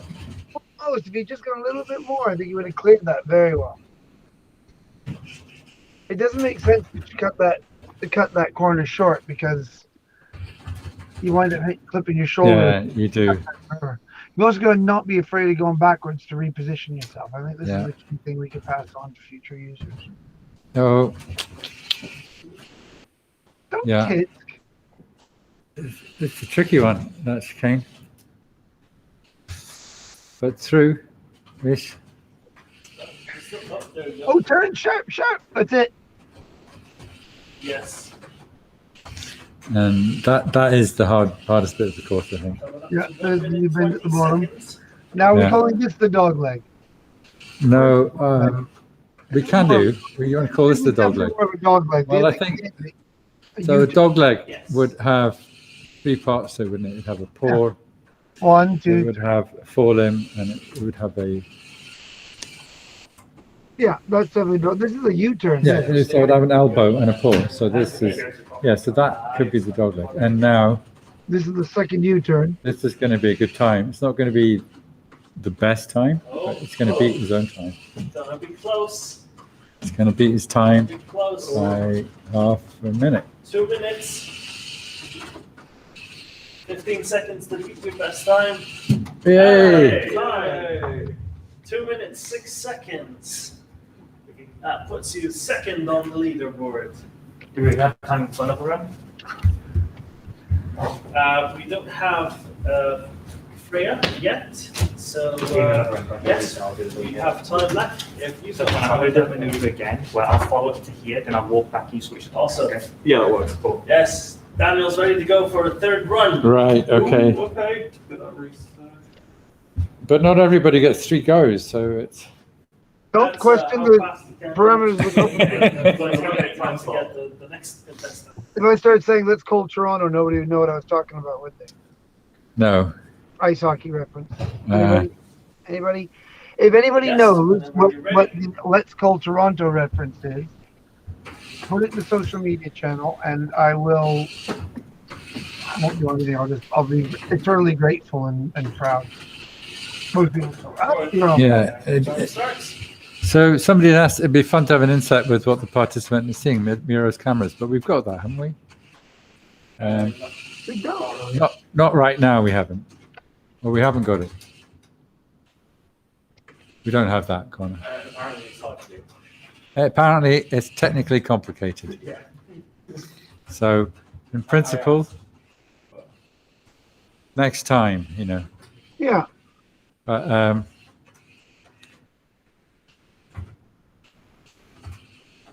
Well, like I said, next time we do this, Yeah, obviously we're drowning in our.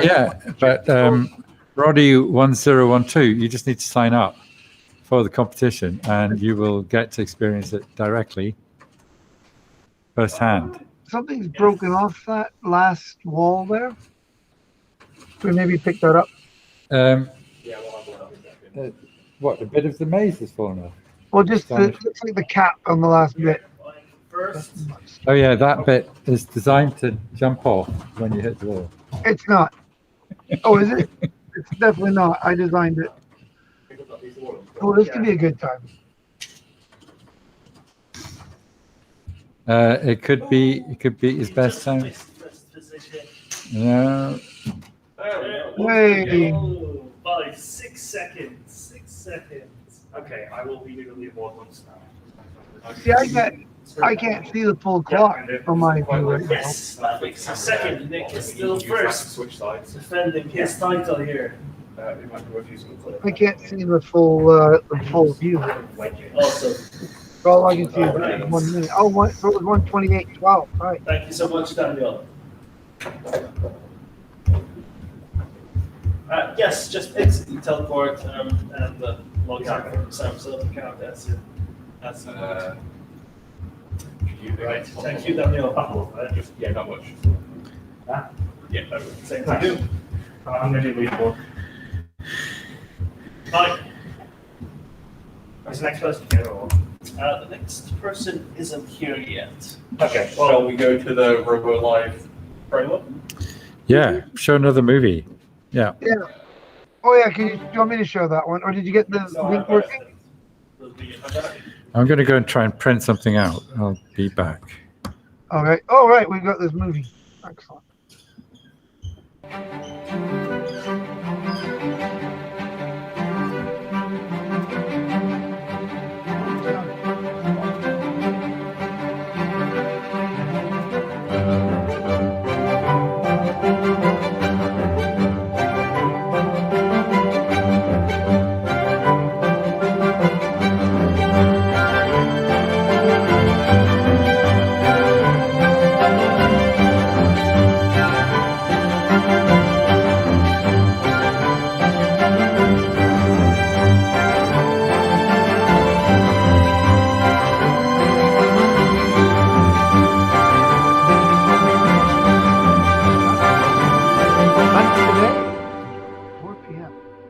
again, that's on the UK Robotics YouTube and Twitch channels, which you may already be watching us on because we're broadcasting on both those platforms as well as Cyberselves, Twitch and YouTube, and Facebook if you're on Cyberselves. And it's just me again. Thanks, guys. That's great. We can watch that video again. If that can happen. Okay, well, we'll wait for next testing. Let's see here. Any they all seem to be coming in the different channels. Very good, very good.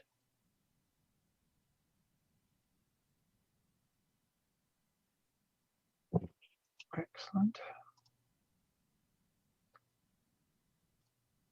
I'm just seeing all the different robots playing in a different time in different time periods now. So it's like going back in time sometimes, hitting all these different streams. So while we wait for the next thing, I just got myself gurning at the camera on the stream. I'm going to not look at that because nobody should have to watch me do that.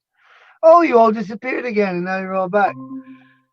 Fog in the channel, continent isolated, blah, blah, blah. Hi. It's possible that I've gone away, but I don't think so because I saw myself on the stream.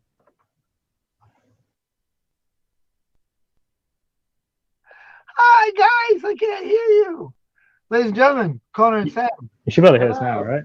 The tech wizards are making all this possible. Take a bow, gentlemen. Very good. Very good. And she can take a bow.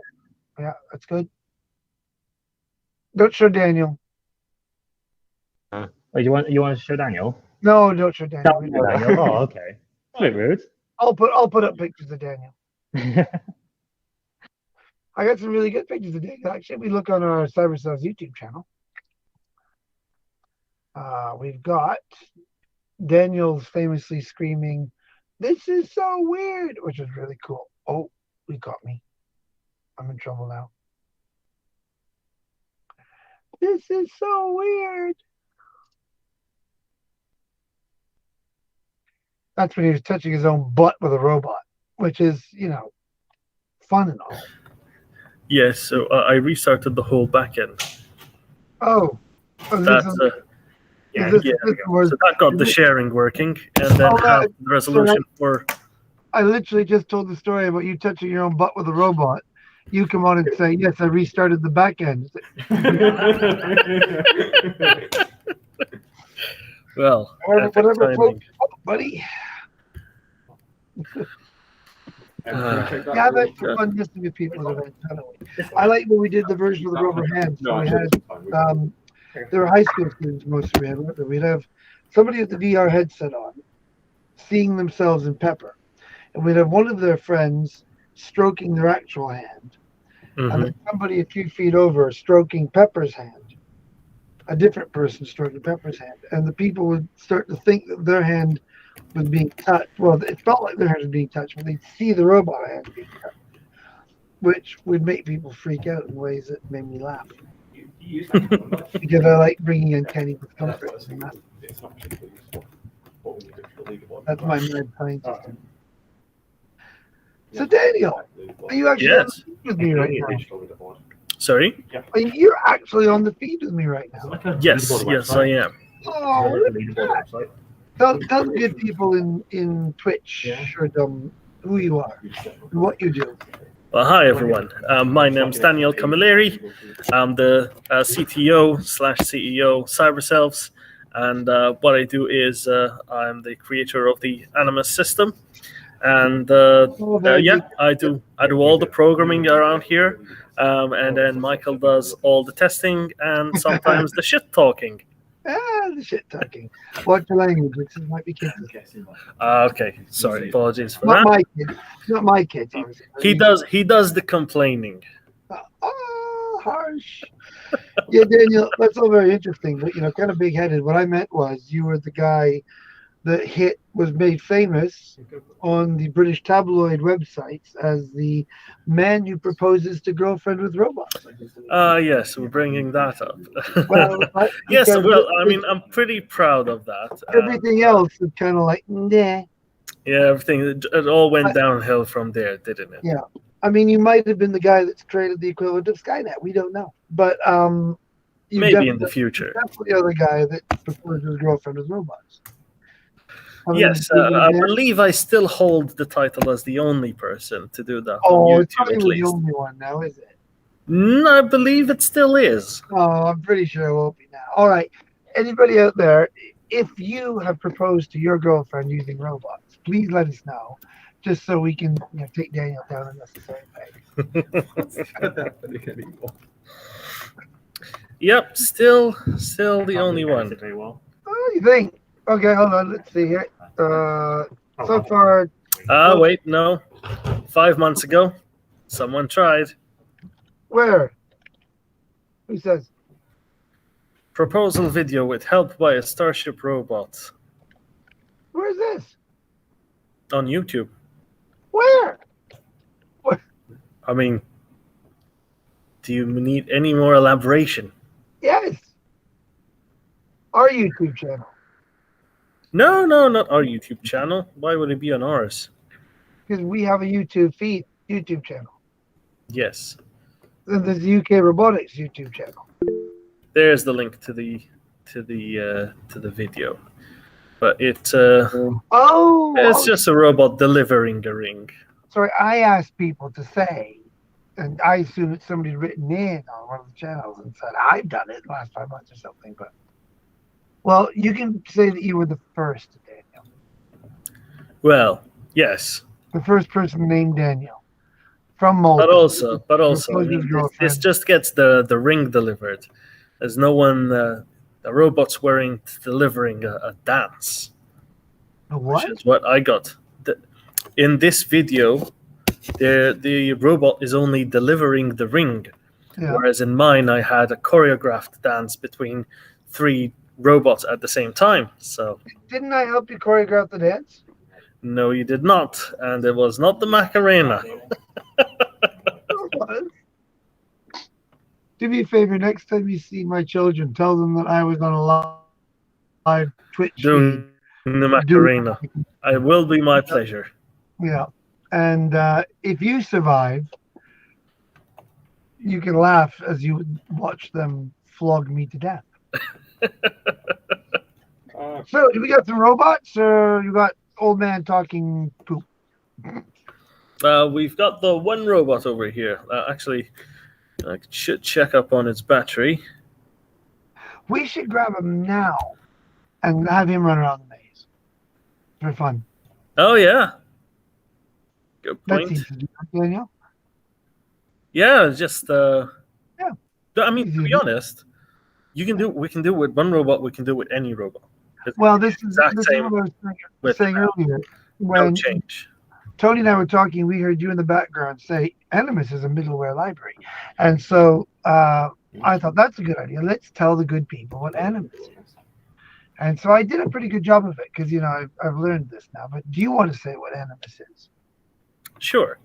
I mean, I'll talk about why we created Animus, because there are a lot of robotics middleware. There's a lot of robotic software out there, which kind of in itself is the problem. But the focus of it all is it's all focused on being able to control a robot from usually a Linux operating system, and usually with a limited amount of programming languages that you can use. And so after my third transition of different robots with very, very different robotic software libraries, I said, well, there must be an easier way to do this. And that is how Animus was born. Born out of necessity so that I don't spend yet another couple months learning another robot in the future. Or so I thought, because now actually my job, it turns out, is to actually do that so that others don't go through that. And so that is, in a nutshell, what Animus is all about. It's about being able to control robots remotely. So robot anywhere in the world, you're controlling it from anywhere in the world, quickly, So controlling that robot quickly enough so that you can react to events within the robot's environment, and easy enough that you can pick it up if you're a novice programmer and get started with that. And finally, it works from any operating system. And a lot of languages, not any languages, but a lot of languages. And we're working to increase that list as we go. But we've got Python, C++, C# and Unity. We've got Golang and JavaScript, which is what the contestants are using today to remotely control the robot from the browser. And we've got Java coming up. That's great, Daniel. I got to say, Daniel, that was really professional. You come across sounding very intelligent about this, and frankly, it's just not good Twitch TV, man. Kind of think I am. We kind of got to give it back to the old guys that sound like total doofuses. Let me tell you, Sonny, you don't know. I'm getting very old again today. Anyway, yes, no, that was fantastic. It's, I like the mission. We always agree on the mission. Like the mission, exactly.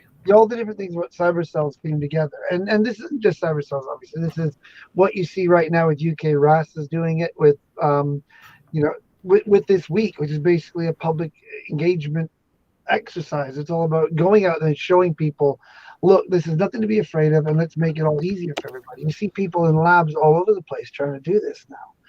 And, you see with what, Sheffield Robotics does as well. And it's all about putting this technology into more people's hands and making it easier for people to do these things.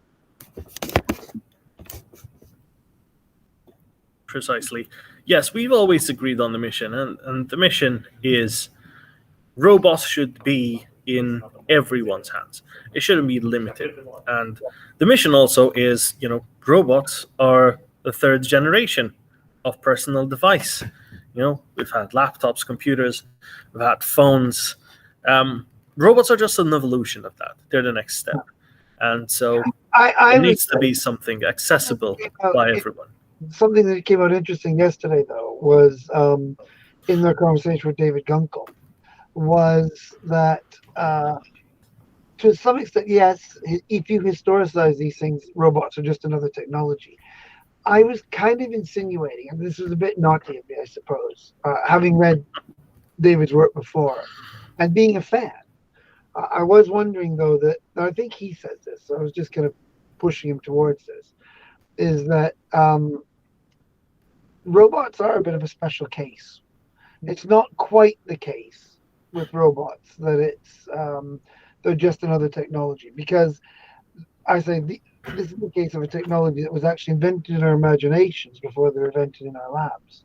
So they're very much kind of a mirror of us in a strange way. The robots, because they're so much like us, both in physical appearance and in our imaginations, I think it makes a big difference. And I think we have to allow for it to be a slightly different case, and that perhaps robots more than the mill or the printing press push at what our notion of what it means to be human is.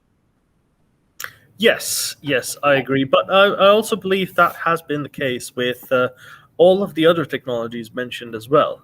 Yeah, but they've changed. There's been pushback for robots. They push at our notion of what it means to be human. Like, yes, we had to reinvent ourselves. Like when artisans were replaced with making a chair. It used to be an artisan made a chair, a carpenter made a chair. The machine started making chairs, and people only worked the machines. So that changed our notion of what it meant to be human. And we had to have Marx come along and talk about alienated labor. Right? I think robots, perhaps even more than that, as not maybe a mode of production, but push us to our understanding of what it means to be human. I've written about it. But that is also the case with the smartphone. Before your smartphone, you had to be quick at calculating things. You had to be good at remembering telephone numbers. The computers did that, right? Yeah. Yes, but then the smartphone redefined how we think, because we could now offload storage to the phone and focus more on the logic, let's say.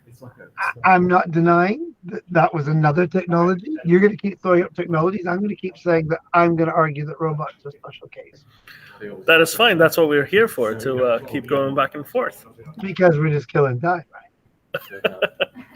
We might have a contestant coming on from our Excellent. internal ranks soon. Whether this conversation will make the highlights. Maybe we'll have a conversation with Michael and Daniel.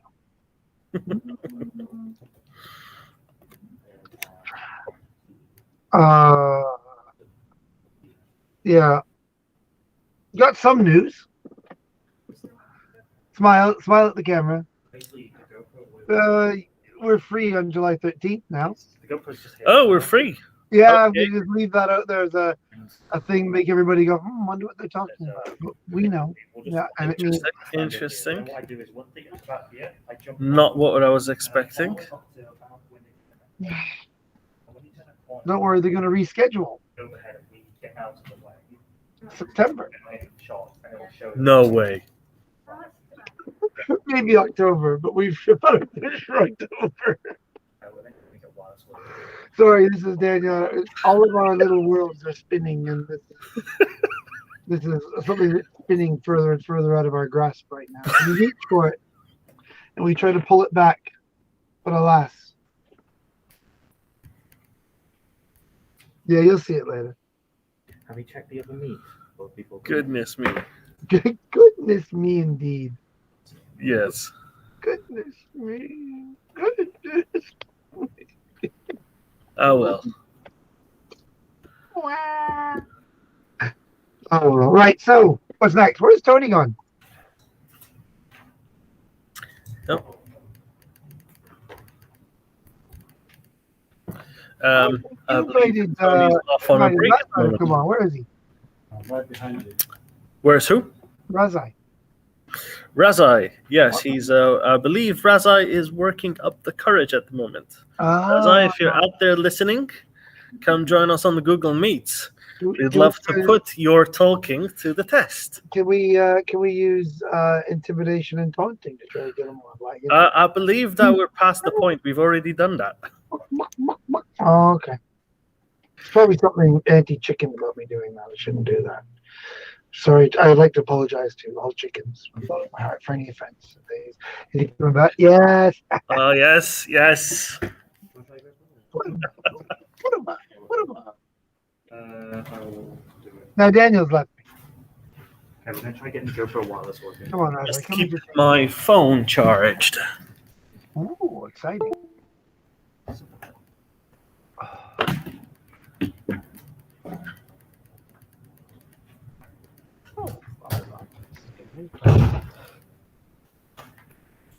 Oh, on the good Lord, with one hand taketh away, and with the other hand giveth. So there's some good news here later, which we'll talk about later. But Yes, I think I know what you're referring to. yes, Certain country in the East world. yes, interested. That's very good. Interesting. Yes.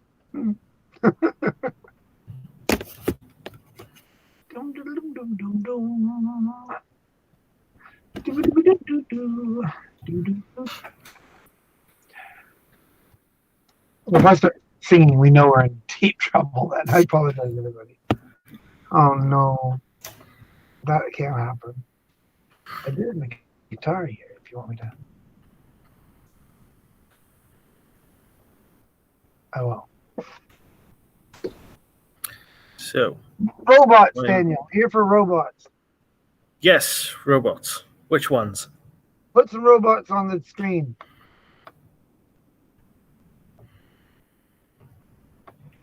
Coming up. Yes.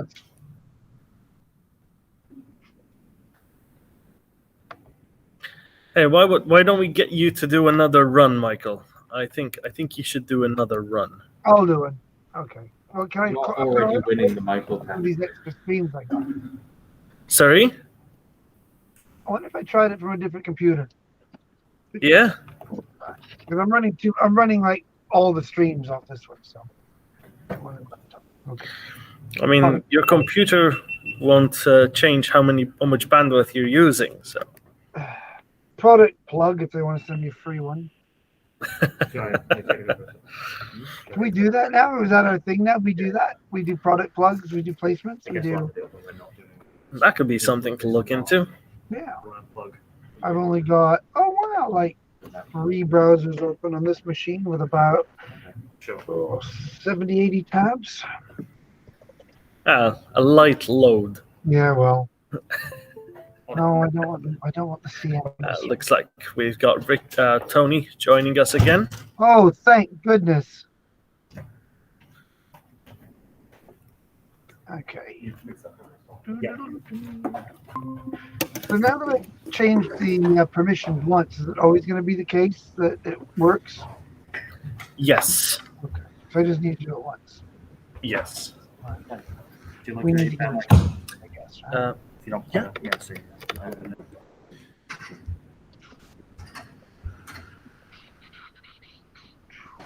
Okay. I started thinking, Tony, of bad news. I've made some improvements to the maze. You know I love it when you make improvements to things that I've done.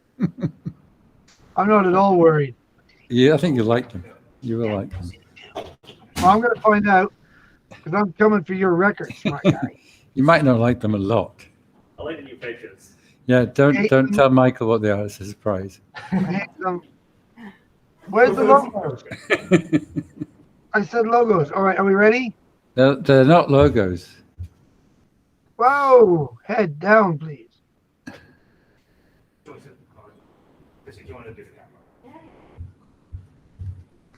Okay, who's the next contestant? Why is my head going on like that? At this time slot, How do I get my head back? So for the next time slot, we should have 3:15 a Toluwanimi Akinyemi, if I'm getting that correct, from the Shenzhen Institute of Advanced Technology. Wow. And But for now, we've got Michael until that contestant joins our Google Meet. which Michael have we got? Slossy. Oh, right. Okay. So you ready to set some good time, Michael? Bring it. Born to do it. Here we go. We'll verify that. you want to get any closer to the line? And you know, here. Right. No, my head. No, my head. What'd you do to my head? Oh, you've My got head full goes control, down. Michael. Any actions are yours and yours alone. No. No. No, too far.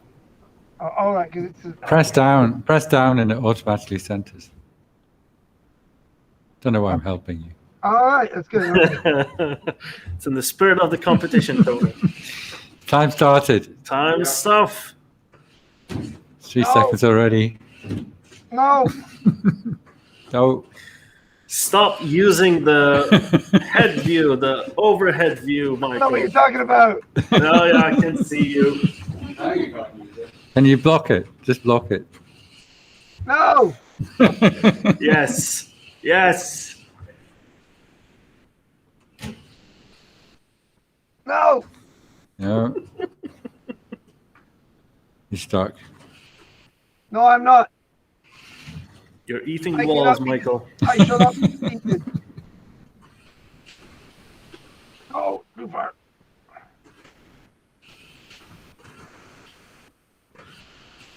Oh, you liking this, Prescott? No. I can't see your time anymore. No, I don't like the Terminator.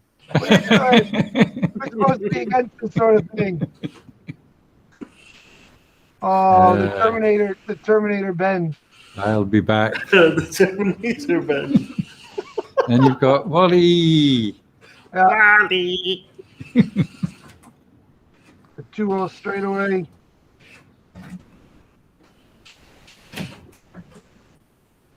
Oh, He's caught in the corner. It was a good time, but oh, he's nearly there. See if he can go in a straight line. this is like No, you can't. a police made me do. Come on, you stinker. So close. Hey! Hey, there you go. 1 minute 54. You're still third, Michael.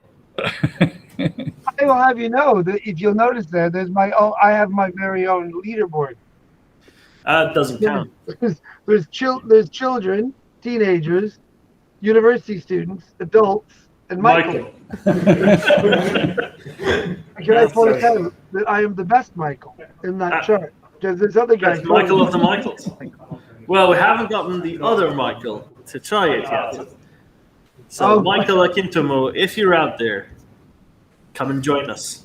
We'll set a time. It is officially now. I throw down. I have a gauntlet. A gauntlet. I shall find a gauntlet, and I shall throw it down. To you, Okay, Michael. the gauntlet has been thrown. The gauntlet has been thrown, Michael. I challenge you, Michael.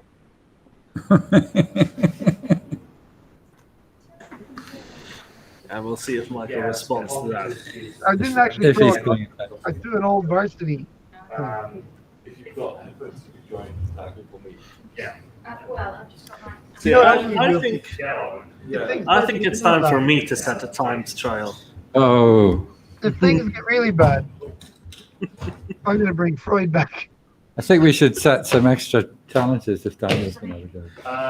Can we have a round? So in my challenge, my time will be getting to the finish of the maze and back.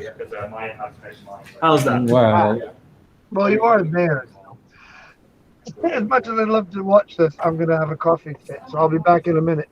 Behave yourself. And I'm certainly watching people.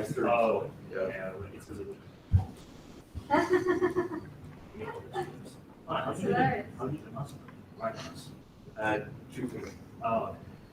So, Okay, here we go.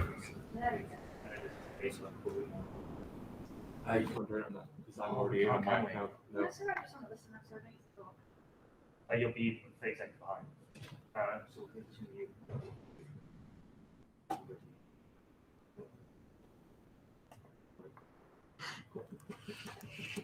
Ooh, we're going. Is that Michael still? Nope, this is me now. Oh, okay. Okay, gonna do. Oh, okay, that's interesting. Getting some makeshift obstacles put in place here. that makes me think. Okay, There's a tunnel now. okay, I'm not ready. Wait. and here we go. Oh, are we ready to go? Yeah. Get on. Gonna be ready on And the the time other is side. started.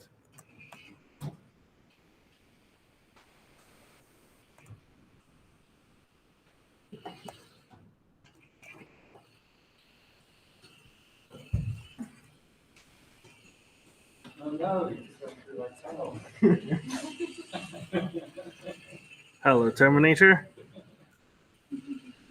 Bye bye, Wally.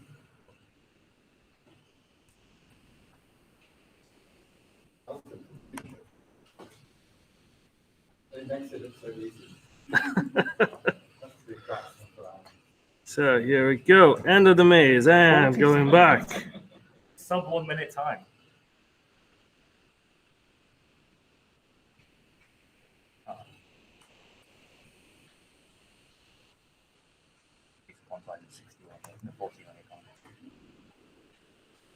Yeah, you're better off in the Google Meet, but you can't join it.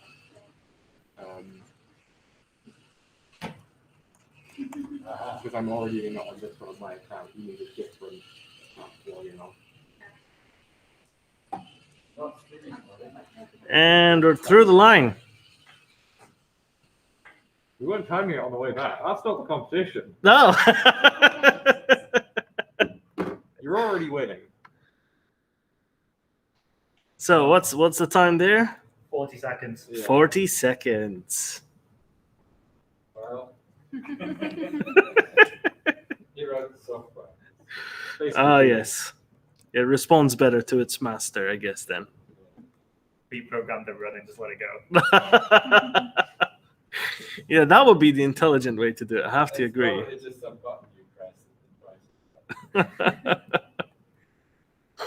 For the full self-driving package. Well, does anyone think they can beat that stuff? Some member of the public. We don't want to get the Miro head count. That'd be so cool. Oh yeah, what's happening with one? Oh, we just give it to that. Yeah, we'll do it. How many interviews though? Yeah, I think. What was it? Oh, soon actually. Yeah.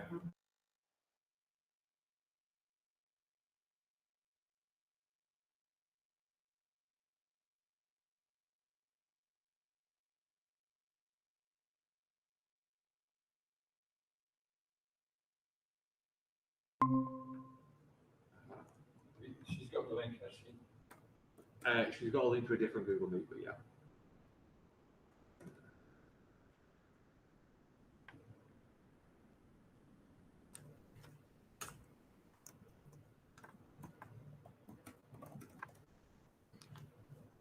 Yeah, so just to remind everybody, we've got a chat coming up with John and Bryce. We've got a chat coming up with Joanna Bryson in 20 minutes, and we're going to be talking about positives and negatives of robotics and AI. So if you've got any questions for Joanna, just put them in the chat. How many viewers have you had on Twitch web? Oh, yeah.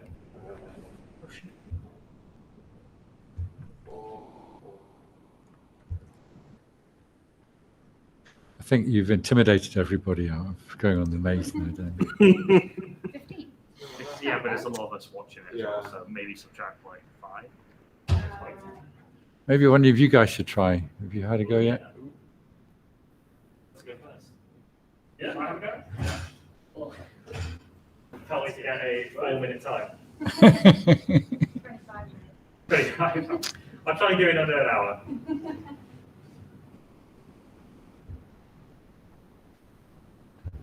So it's just WSD and in the argues, right? Cool. Good. Nice. So these Yeah, so we're going to be talking to Joanna about whether having robots as friends is a good idea. So excellent. if you have any robot friends, then if you've got an opinion on that, then let us know. If you'd like a robot friend, then I'm ready. Let's go. then let us know about that too.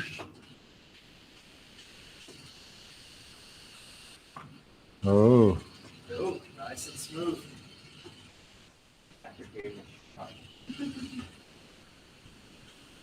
oh, he's competing with Daniel's time. Oh yeah. Oh,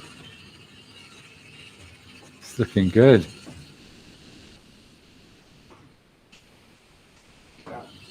Oh, okay. Through Terminator Bend, and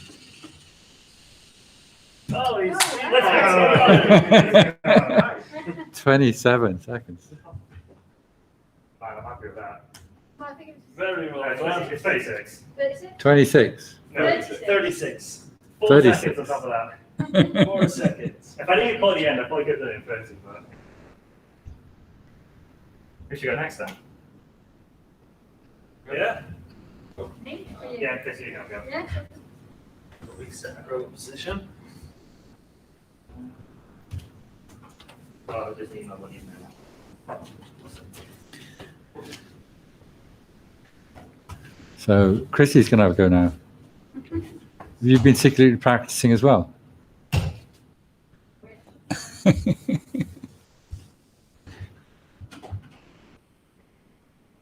Yeah, I'll go for it. I'm only going to try moving it and not move his head. Yeah, because if you move the head, it will keep it skewed set up. Right.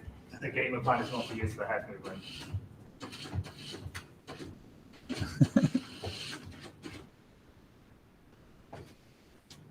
Right. Here we go. So this is Chrissy's lap. Oh, she's not started yet. Not yet. Go across the line. Get across the line for the clock to start. The body's wider than the head. Let's cross the line.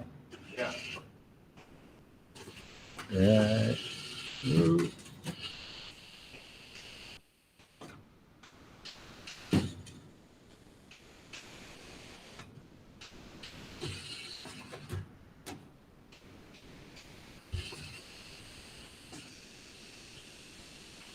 And for the chicane.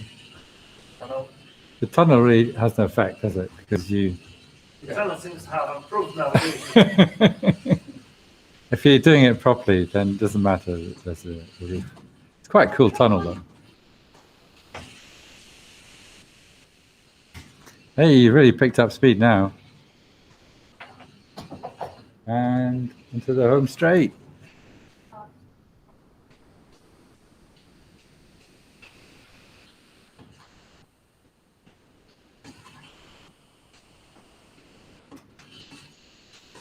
Yay! There we go. Boom. Hey, well done. Oh, not bad for a Well, first fun. Yeah. Decent time. I mean, it's really responsive once you got it on the local network. Yes. So we have got a major advantage Yeah, over the. that is true. Yeah. You can say nothing, Torty. You're on the local network too. Yeah, Michael's got an excuse though. Cool.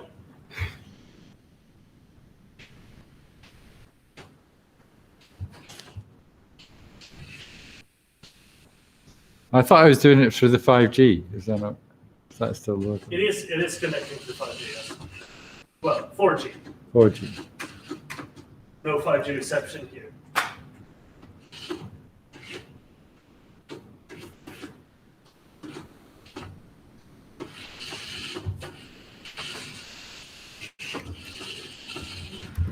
Oh, are you doing the time hasn't started? Oh, the timer's started, my bad. Wonderful. Sorry, I know, I'm not used to learning this thing. Okay, ready to go again, Connor? Okay. So Connor's having a go here.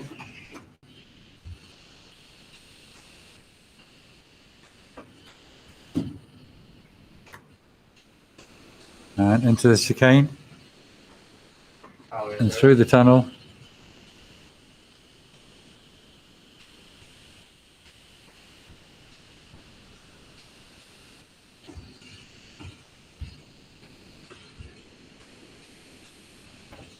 Whoa.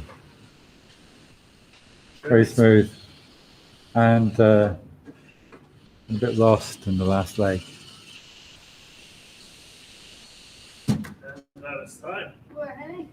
It was 41. I think it's 41. So, very close. Very well done. Easy.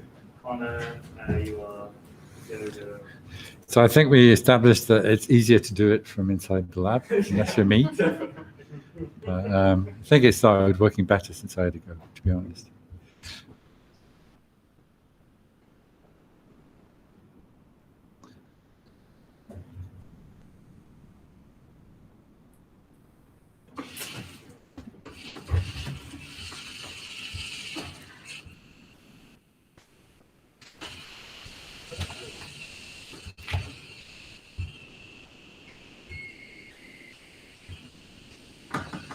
Who's this? Who's this? Everyone's beating your time. This is Daniel again, I think. Going the wrong way. He's driving it back to the start.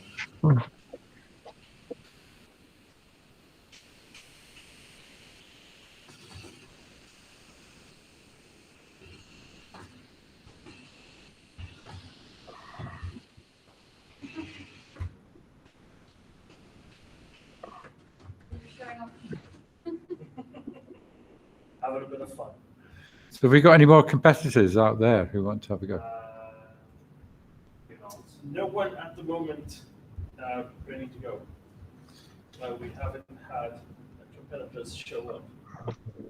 Yeah, I thought that might happen.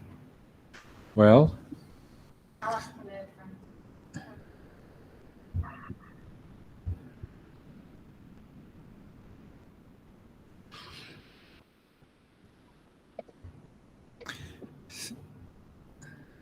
So yeah, we're going to be talking to Joanna, I think, about relationships with robots.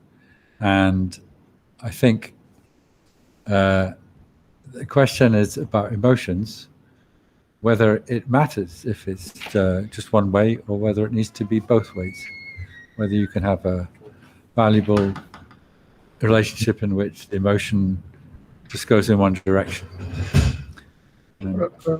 People who support football teams probably think you can. If you admire celebrities, you can have a one-way emotional attachment. Michael, are you there? I am here right now, yes. Have you got any one-way emotional attachments you want to share with us? One-way emotional attachments. I don't know. I think not, but then I think most of the people I know would probably disagree with that. Well, yeah. So, are you a fan of anybody? Oh, that kind of thing. I thought you meant, are people fans of mine? Oh. Well, we know you've got a big fan base.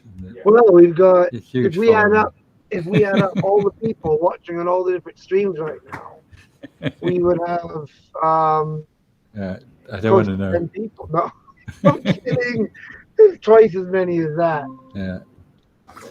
So I think Check your messages, by the way.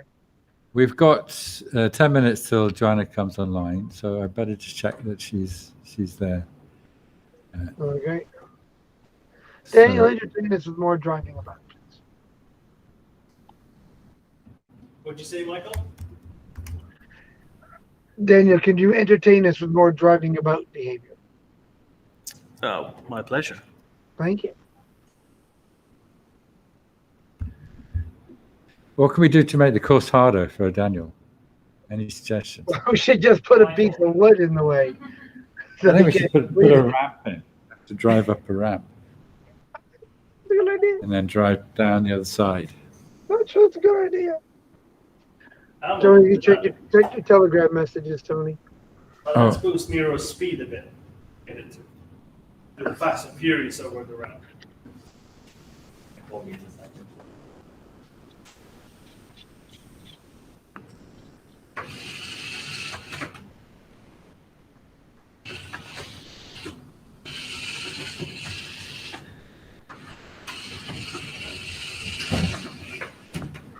Oh.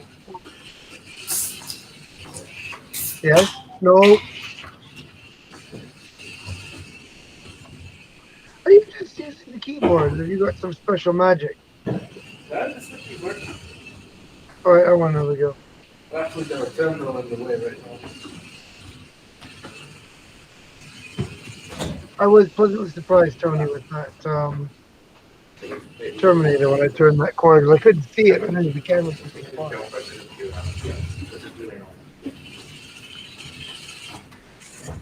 Hey, look at you guys.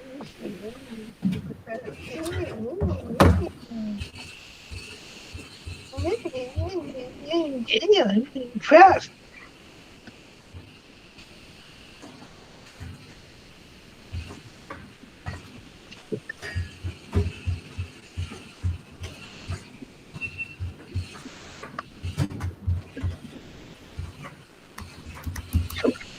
Yeah, next time we do this, though, we definitely bring more robots. People can choose which robot they're doing it.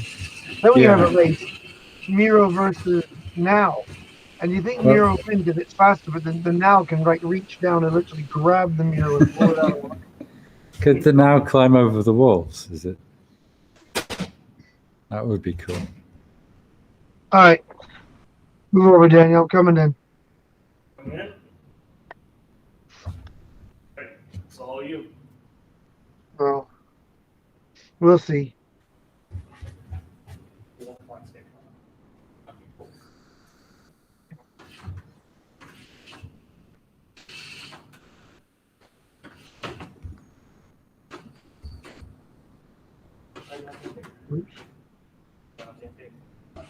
Ready?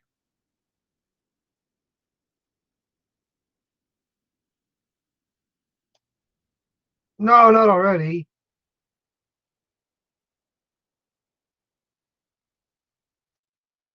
Oh no. Oh, there we go.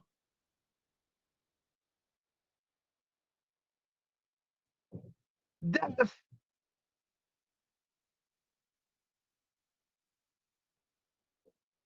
Looks like you're getting the hang of it, Michael. Oh, well. Yeah, you're finally using it as it was supposed to be used. Yeah, well. Looking from the robot's eyes. I'm getting better feedback. I'm getting better latency right now. Cool.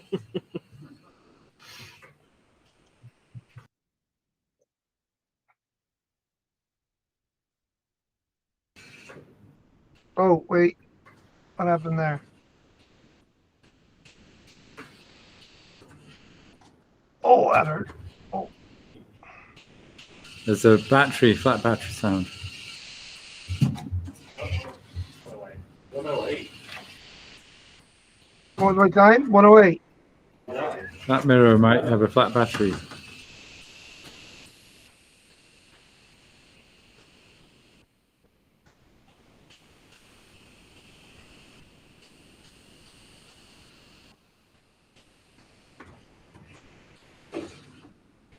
Yeah, this is running much smoother now. It must be just be my desktop here where I'm running so many different feeds and stuff right now. Oh, nose. Plus, I'm just remembering how to drive it. I've always said this, that learning to do teleoperation just requires practice because you actually are learning to use a whole different body. It's a bit like driving a car crossed with out of body possession. You know, because we've all been possessed by demons before. Well done. Nice driving. Thank you. Thank you. And now, a Beat Saber challenge. Right, by the way, oh, is that my time on the way back? It was 109. And 108 on the way there. Hello? It's because we're using Daniel's microphone. There we go. There you go. Yeah, we only timed on the way there, and it was 108, but it took us a second to turn the stopwatch off. So. Oh, that's because I was so fast. You weren't ready. Yeah, you're too speedy for us. That's right. Are you looking at that, Michael? Are you looking at that? Now, top of the Michael leaderboard. No, you're not. You're not even close. We've got Razai putting his hat in the ring, sharing the robot with Razai now. Is he in the call? Here we go. Oh, I gotta get it. Hold on. Yes, if you log out the robot, Michael. Yeah. Perfect. I want to do. No, I can't get robots shared with you. I'm just catching myself back on the live feed, giving Michael some sass.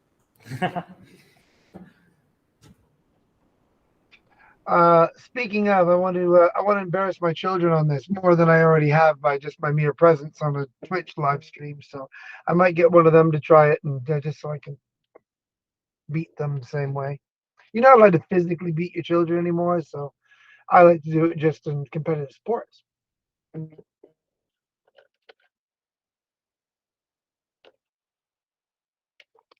Oh, that's a good question.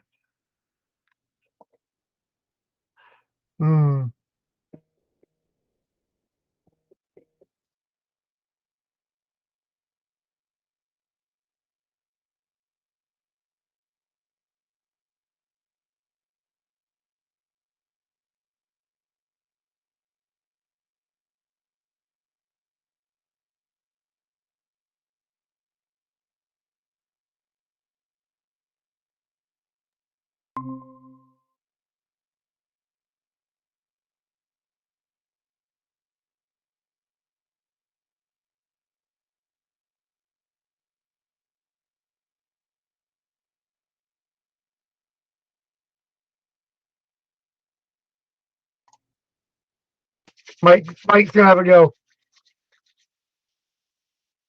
Come on. Bring it. Bring it. I think this is Razai who's having a go. Michael's going to go ahead because he's got the settings already set up. Oh, right. Okay. Tony, we do need to see Joanna in a couple minutes. Is that ready to go?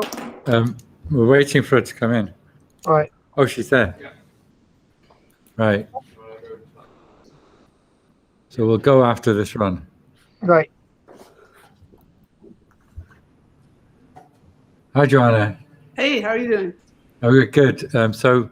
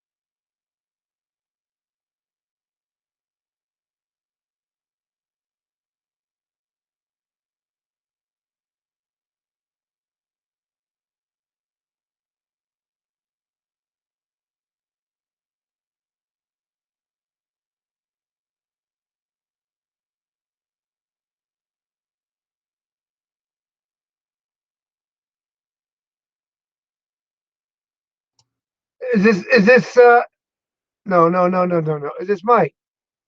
Is this Michael? I can't hear anybody. Is this Michael? Yes, this is Michael Akintomo here, one of our junior developers. Right. Somebody grab that robot and don't let him beat me.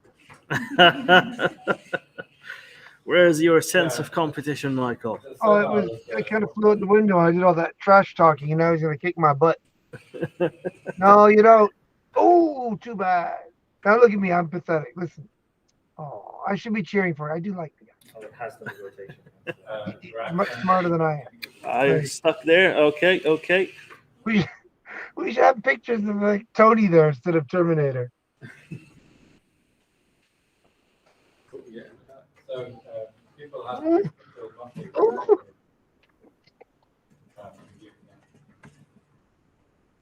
Backwards bend. That's it. I had an email once from some guy who said he was I didn't follow up. But he thinks I'm actually. That's his first go as well, isn't it? Yes. How did he do? This does not bode well for my long-term future. 126. Right. 1 minute 26. All right. The youth will replace You're going it. to be live in the next minute. Michael, you're going to join the chat with John. Michael. Want to try drive and get back, Michael Akintomo? Well done, bud. Michael, you're going to join the chat with John? Yes, I shouldn't have heard Tony say that, but yes, I will. Do we have a different chat room for that?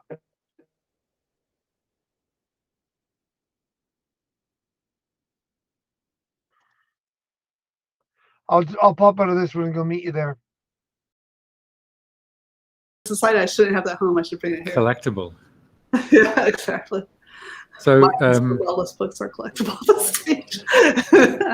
so is there anything particular you want to talk about, Joanna, or are we? No, well, you know me. I'm always happy to try to help save the world. Okay, that's what we're going to talk about. So, yeah, systems engineering. Yeah. Accountability, transparency. Okay. So, and I'll let you introduce yourself because you have at least 2 affiliations, and that's too complicated. Oh no, I don't anymore. Oh, don't you? No. The Bath let mine lapse, so I no longer have access to journals. Oh, really? Yeah, I'm having to actually search for the PDFs online, like I've been telling other people to for years. But but you're at the Hertie School. Yeah, that's right. And Professor of Technology. Is that not a? Do they not have? But they have a few, but not like either in biology or in computer science. Oh, right. It's a school of. It's a Hertie School of Governance, right? So it's policy and IR okay. and stuff like that. Yeah. So. Interesting. But yeah, not quite a lot of what I need is not there. But like I said, Right. I still haven't actually hit anything I couldn't get online. And just yesterday, in fact, I got someone to send me the camera ready. I mean, not the camera ready, the actual final PDF or something, because I wanted to make sure I had the right story on it. It's kind of good to write people once in a while. I'm going to be using it. Are you a professor? You're a professor at Hertie School? Okay. Yeah. Okay. Are we ready to go, Colin? Yeah, we're good. Oh, we're there. Yeah, sorry. Oh, sorry. We started. Okay. Hi everyone. Well, we'll start properly. Hi, Joanna. So this is Tony Prescott. I'm talking to Joanna Bryson for the Miro Maze live stream as part of the UK Robotics and Autonomous Systems Festival Robotics Week. So, Joanna, we've just tell us a bit about yourself and why you're interested in robotics and what you do now. Well, I guess I'm interested in robotics because I'm a geek. My first love was trying to understand actually animal intelligence. I wanted to be like Jane Goodall and go out and understand how other animals were thinking. But then I was a good programmer. And so I wound up sort of playing a safety. I undergraduate at University of Chicago in behavioral science, so much what I wanted to do. And I'm very glad now I have a liberal arts degree. But then I went to Edinburgh and got a degree in AI. And the reason was because I thought it was a combination of what I was good at mixed with what I wanted to be. And so I was originally getting my graduate degrees in AI with the intention of going back into psychology and animal behavior because I thought it was a good way to do science through modeling. But in fact, I wound up with a PhD from MIT in computer science, and also my first postdoc, the undergraduates couldn't use my software. Even it was at Harvard. They were super smart undergraduates, and it was still hopeless. I thought, I got to go back and do some more HCI or something to make my systems more usable. And then I was kind of wedged for, I guess, 17 years. I was stuck in computer science. I'd never been in one discipline for so long. And then, but somewhere around 2010, I got invited by, I don't know who actually, but somehow I wound up in the EPSRC, AHRC, robot ethics retreat. And I had already been working in robots. So when I was in Edinburgh, I was originally interested in music, but I realized that mostly flaky people were in music then, and all the cool people were in robotics. I mean, if you can really demonstrate it, and we very much all believed, I think we were part of the same religion at that time, that you weren't going to get intelligence if you didn't have a similar experience of reality, and so that robots are a path through that. I still kind of believe that. I still believe that you're not going to get something exactly like human-like intelligence without human-like experience. But I no longer think that robots are that much closer to human-like experience than other computers. But anyway, that was why I got into robots was actually through Edinburgh and through their Lego robot thing. So my PhD was in systems engineering of real-time AI systems for robots. I was originally on a big robot project, but also for game AI, intelligent homes, those kinds of things. But then I went back into using that for scientific simulations. But my PhD students and some of my PhD students and most of my master students continued using it originally in AI, games AI, because games don't fall over as much. But now we do have a little bit of stuff going on in robotics. So Rob Wortham, in particular, brought robots back into my group, but there was a bit. Katerina Novikova and Sven Gaudel did some work with robots too. Yeah. Hi, Daniel. So Daniel's joining us as well. So Joanna, so you said that robots aren't any closer to humans than AIs. Can you explain that? I would never in a million years say AIs. So artificial intelligence is a discipline. It's a set of programming techniques. But what I mean is that when you think about all the qualia involved in being a human or a cow or a rat or even a fruit fly, there are so many things that we share about how we represent information chemically and genetically, and the hairs, the sensing, the sound, the vibrations, all that stuff.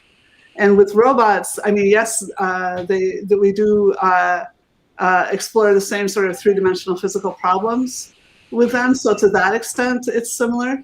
But on the other hand, the paper we had in Science in 2017 showed that with natural language processing, you wind up exploring a very similar semantic space. So I'm no longer sure that if you have some bump sensors and some sonar, that you're now, and even though you're in a three-dimensional space, you have to figure out that your experience is anywhere as much like a human's as, say, an Alexa that's sitting there having to deal with language. Because so much of our experience is encoded in our culture. So you can absorb quite a lot of information, like that insects are icky, and that that unfortunately African Americans' lives are not as good as European Americans, at least in the United States.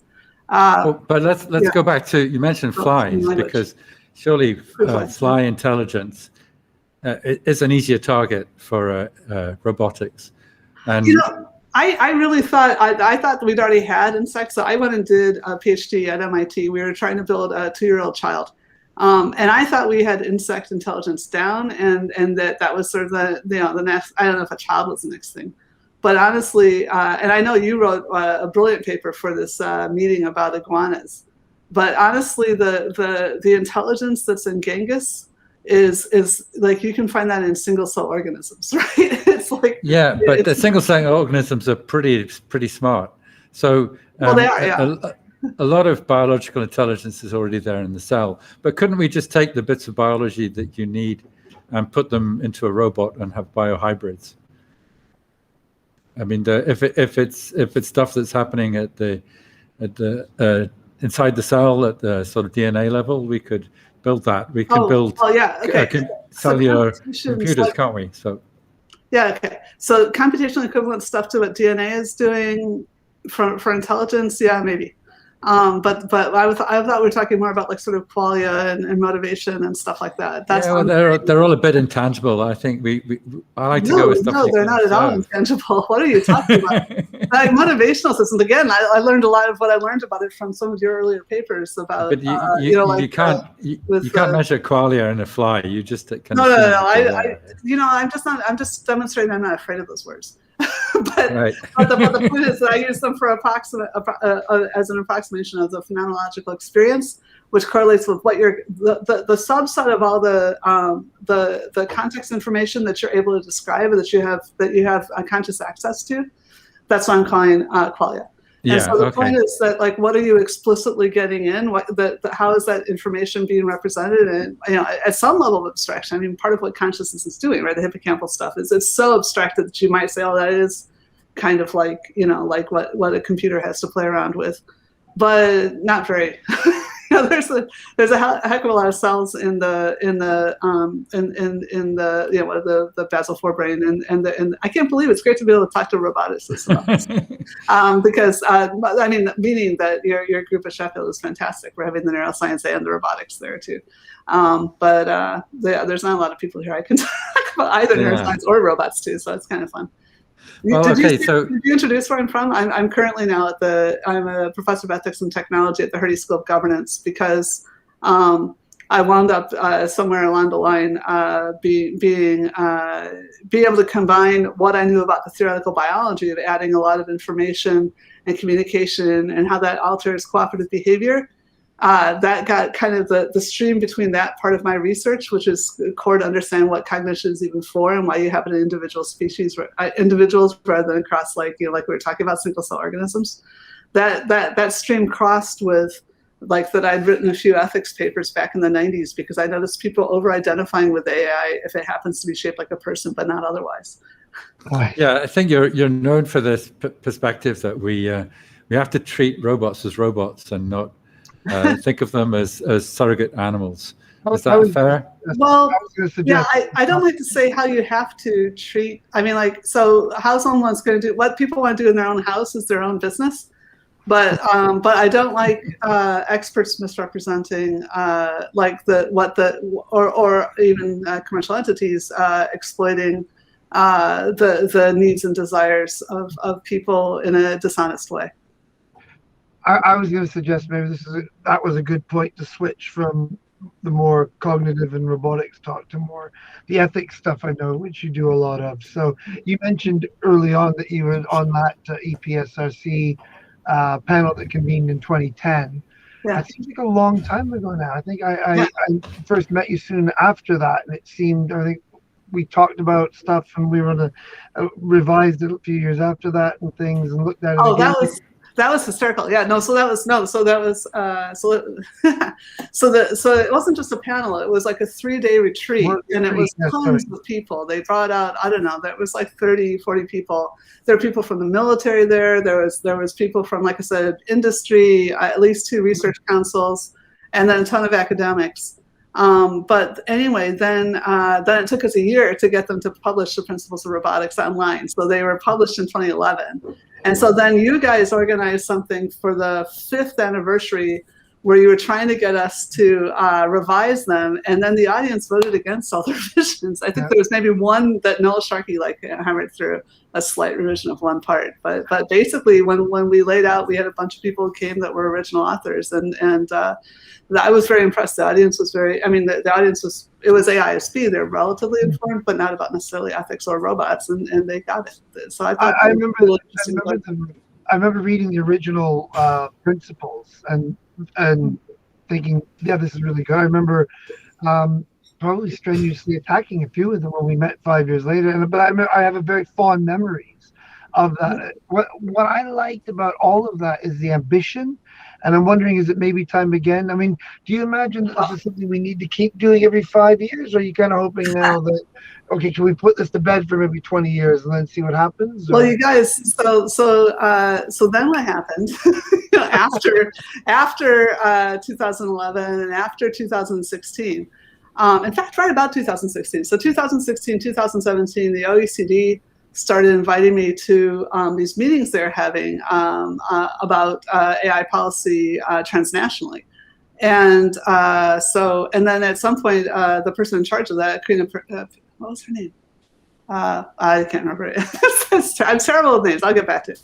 But anyway, so she asked, do you remember Karina? Anyway, she's still very, very senior. And in fact, I just saw her a couple days ago. And anyway, so the OECD was putting together, they had a 5-year project. I'm not claiming I was a major part of it. They brought me to 2 of the working shops, but she also asked me to write a white paper. So I wound up writing a 32-page white paper for them.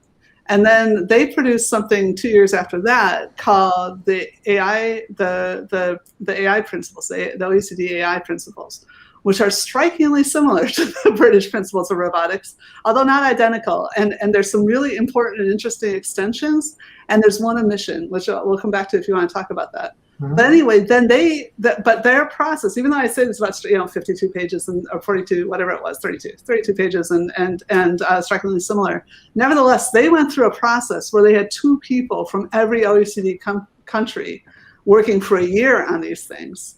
And then they produced a document. It also has, like, similar to the original Principles of Robotics. It's not really just the principles. There's this long document with explanations and other things, right? So the 2 documents are actually quite similar too in some ways. But anyway, those 2 people that were in the room for that year fighting, they all tend to feel that they have very strong ownership if they wrote it. So even though I know the OECD must have facilitated that process, they came up with something that the countries felt real ownership on. So now, not only the OECD, but also the G20 and a few other people have signed up to those principles. And so now I'm in something called the Global Partnership for AI, which was sort of coordinated by France and Canada. It sort of came out of the G7. Our remit is that we have to do things that match the UN's Sustainable Development Goals and the OECD's AI principles. So I do think that eventually they should be re-examined, but at this stage, I think that we should consolidate around what the AI, like I said, they were updated. There were some very important extensions and one interesting revision and mission that the OECD did. But I feel like 50, mostly elected national governments, what we need to do now, this is how policy works. You need to stabilize and now construct within that structure. So we're working very hard now on things like trying to figure out how to make the digital sectors behave in an accountable way, looking at the assaults on democracy. Those are the kinds of things we're working on now. We're not revising the OECD principles, probably not for another 10 years. Okay. But I would say that the British principles got revised, and I do that as a talk. In fact, if you want, I could probably screen share. I have slides that highlight the differences between the 2. All right. We've only got a short amount of time, so okay. maybe another time. Slides, yeah. But I'm enjoying these talks, so we have to maybe get back sometime and do more in depth that. Go on. Oh, yeah, you guys So should I wanted to ask you, Joanna, because you had a brief spell as a member of the Google oversight board. So can you tell us anything about that? Yeah. I mean, I could tell you all kinds of things about that. I actually now have my most recent talk, and again, you can the people at home, if you're finding me more interesting than Miro, you can Google. There's a video of me talking about this under the title "Limits of Transparency." But it was astounding, so for those who don't know, Google was worried about, everybody. So they literally thought of themselves as the good guys. And then they thought everybody thinks we're bad. And so they wanted to put together an external advisory council. And I think they really were looking to have people from across a very broad, in fact, knowing the people I knew, I asked at some point, they admitted that they chose annoying, talkative people that would definitely say what they were thinking, but that did also seem to update. So that they thought that they wanted to take a broad political spectrum, but put people together, and they say, if these 6 people can get in a room and agree to something, then that means something. And then I think they were going to throw a lot of their hard problems over the wall to us. So their first thing was face recognition, but just looking at the membership of the committee, I think they were going to get to democracy and election hacking and things like that. So and who knows what else? There was 4 meetings planned, but it got shut down by a Twitter storm. Which is nuts. And I saw, I was there. So the funny thing was that I had to write a proposal the week that they finally announced it. It took them a long time to announce it. So I had signed it the previous year. People were like, oh, this is just this, no, they had been working on it for years, and I had signed a contract in December or November or something. But anyway, they finally announced it in May or something. I don't remember exactly. And maybe it was April. But anyway, I both was trying to write my case for promotion at University of Bath. And then the British had released some grant thing for with 5-week deadline, and Bath said, you have to apply for this. I said, I'm never going to get that. There's only enough funding for 3 people, and I'm not going to be one. They're like, you have to apply for this. I'm like, it's the same time as the promotion. They're like, you have to. So anyway, I was writing a promotion and a grant that week, working really late every night. And then around 11 o'clock, I would get on Twitter and see the 5,000 mentions I had while people were having this storm about this thing, right? But I can tell you from when they first announced it, there was people looking to tear it apart. They did not want Google to succeed at doing something that looked good. And then they eventually mostly laid into the woman well, there was 2 women actually that were on the right, but mostly on the one who was the woman of color, who was the head of the American Heritage Society. Now, I'm not on the right. I'm not anti-abortion, I think anyone who wants to go into a bathroom, I don't care. but unless someone shows me data that really shows that there's any danger there, I just don't see it. But having said that, the beliefs that she was said to represent, something like 30 or 40% of Americans had them. It wasn't like terrorist beliefs. And yet this was used to shut the whole thing down. And I was just astounded. I was like, here is the company that I would say is the world leader in in communication, in artificial intelligence, and they can't even communicate internally. They were having internal riots as well as these external riots. Yeah. But I mean, it sounds like Google could have ridden out the storm and set this thing up. I mean, no, to be honest, I think there was a couple things that they did wrong, and part of it just involved one of the really key people being in Australia. So I saw the Twitter storm calming down. And I thought, oh, well, thank God. I even told my partner, oh, thank God that's over. And then that somebody gets off a plane and shuts it all down. And I think it was badly managed. But I mean, it kind of, from the point of view of the critics, they thought it was an exercise in ethics washing. And it kind of revealed itself a bit to be that, because as soon as Google saw it generating bad publicity, they decided maybe it's not such a great idea. I don't think that's what's going on. I think they were protecting someone. So I think someone that was key to what they saw as a necessary process was pulling off the committee, and so then the committee no longer had efficacy for them. So right. I think someone, I don't know who it was, but maybe someone said they were getting death threats or something, because they were terribly worried about me, and I was just like, I've been bullied since I was at grade school. I was just like, oh yeah, some people said bad things about me on Twitter. I muted them. What? Okay. To me, it's not a big deal. But some people were really upset, and they were very, very concerned about my well-being. Given, and I was just like, no, I'm really angry because I just blew a week of late nights fighting about this thing. And also, I was, I had other concerns about it. I knew that people would think it was ethics washing, but I'm seeing this as diplomacy. You know, there was a chance I would have been in the room with other people that were influential, including the heads of Google, and you know, ideas would have been exchanged. This is like saying, oh, you know, America should never talk to Russia. You know, the British should never talk to China. You know, Okay. you can definitely point at these things, but it's only through communication that we solve problems. So if you were in a room with the directors of Google, what would you want to tell them? Number one thing. I don't know. I wanted to know. I wanted to find out what it was they wanted to know. If I could convince them of something, then the main thing I want to convince them of is that they need to be coordinating with governments better. And Microsoft kind of knows this already, but that they need to be, you know, worrying about how to pay taxes appropriately. And I know they kind of are. But Right. But convincing them that government is something that can happen. But I think they already knew that. I think that's why they had those people in the room, and that's why I'm really cheesed off that a lot of people screwed it up and didn't find a way to help them. I think they were looking to come in from the cold, to be honest.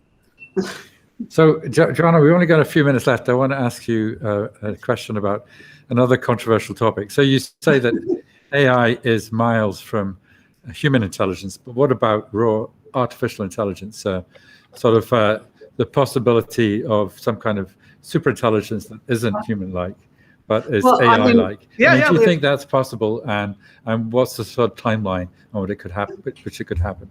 Well, I'm one of the people that thinks we've had super intelligence. Well, first of all, I think that all the stuff Bostrom talks about is a good description of humanity, and the unintended side effects are the sustainability crisis. So since not since language, but since writing, the advent of writing, that's when we get exponential increase in the number of apes on the planet, and we're at a crisis of that right now. So that's how I feel about that particular singularity. But in terms of you know, AI that exceeds human capacities, again, we have that all over the place. All these books that remember things better than I do. Google knows infinitely more stuff than I have.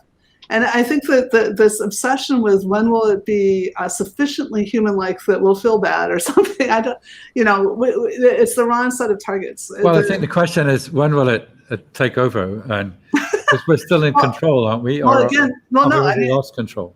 Yeah, no, this again depends how you consider. So better philosophers than me, like Pettit and List, have said in actually in about 2011, 2012, I forget which, that you can think of corporations and governments as AI, right? So there are artifacts that we've constructed. No one actually understands exactly how they work. No one has a complete, you know, it doesn't, you know, you could say like, oh, you know, Trump's in charge or something. No, you know, no one person actually understands everything that's going on. And then these systems, as I said, what we're currently doing is really trashing the planet in an unsustainable way. Now, I still believe that's part of the reason I came to governance school, that we may be able to figure out how to write. In fact, I'm sure something will shake out. I expect there'll still be primates when we're done. But I'd like to smooth it out so that we have as much biodiversity. I'm a bit worried about insectageddon, in which case, like, maybe we won't have animals. But mostly, I think that I'm trying to smooth out and come to a way where we come into a sustainable way in a humanist way with as few wars and as few atrocities. But like we already do have wars and atrocities. We shouldn't. We already have you know, catastrophic fires and things like that. We're having huge catastrophic loss of species diversity. So it's not like we might win. We've already lost some battles. But I think that it's a question about how good of a landing can we come to. We know the problem, we've got to solve it. And so to me, the sustainability is absolutely the biggest problem. But the crisis of digital governance is one of the things we've got to be able to solve before we can solve sustainability. So we've got to figure out whether we can have democratic governance cleanly and effectively in the digital age. And so that's the one I'm working on. And the sort of AI for good movement, the idea that we use AI in order to achieve these goals, you know, like the United Nations sustainability goals. Are you behind that? Do you think we can use AI in that way? And those two are not equivalent. I totally believe we can use AI in a good way. Yes, that's certainly. I also believe we can use AI in a bad way. And now we get into ethics washing again. No amount of doing good things with AI justifies doing bad things with AI. So yes, by all means, do all the good you can. That's great. But don't look the other way and say, oh look, Microsoft's donated $600 million dollars to the homeless in Seattle. It's like, yeah, but that's how much the federal government used to give every city every year back when people paid taxes. So it's not a simple equation. Yes, we can definitely do good, and yes, we must do good. And basically everything we do, we're going to do with AI now. It's going to become ridiculous to say, it's like, I think there's people already saying things, again, people being clever about this, like it's saying AI for good. It's like saying, I don't know, like language for good or something. It's like we use that all the time. So I think that digital technology is ubiquitous now. It's one of the ways we solve problems. It's one of the things we write down stuff on. The idea that all technologies are neutral and technology, AI is going to be as ubiquitous as language, right? That's what you're saying. Well, yeah, I mean, language is not neutral. It's certainly not neutral. Again, that goes back to that bias paper. Right? But language reflects the biases of our society, but nevertheless, by and large, I mean, we can dwell on the bad if we want to, and I think we need to address the bad. But by and large, we've been remarkably successful at our goals, and now we need to revise and update our goals now that we know more about what our current threats profile looks like. Well, I think we're going to have to end it there because there is another Robotics Week event that started, and some people in the audience might want to go there. But it's been great talking to you, Joanna, and look forward to catching up with you in Germany or in England or online, maybe again. But it's soon, more sustainable. hopefully. Yeah, it's nice to see you guys. Absolutely. Again. Take care. Bye-bye. See you again soon.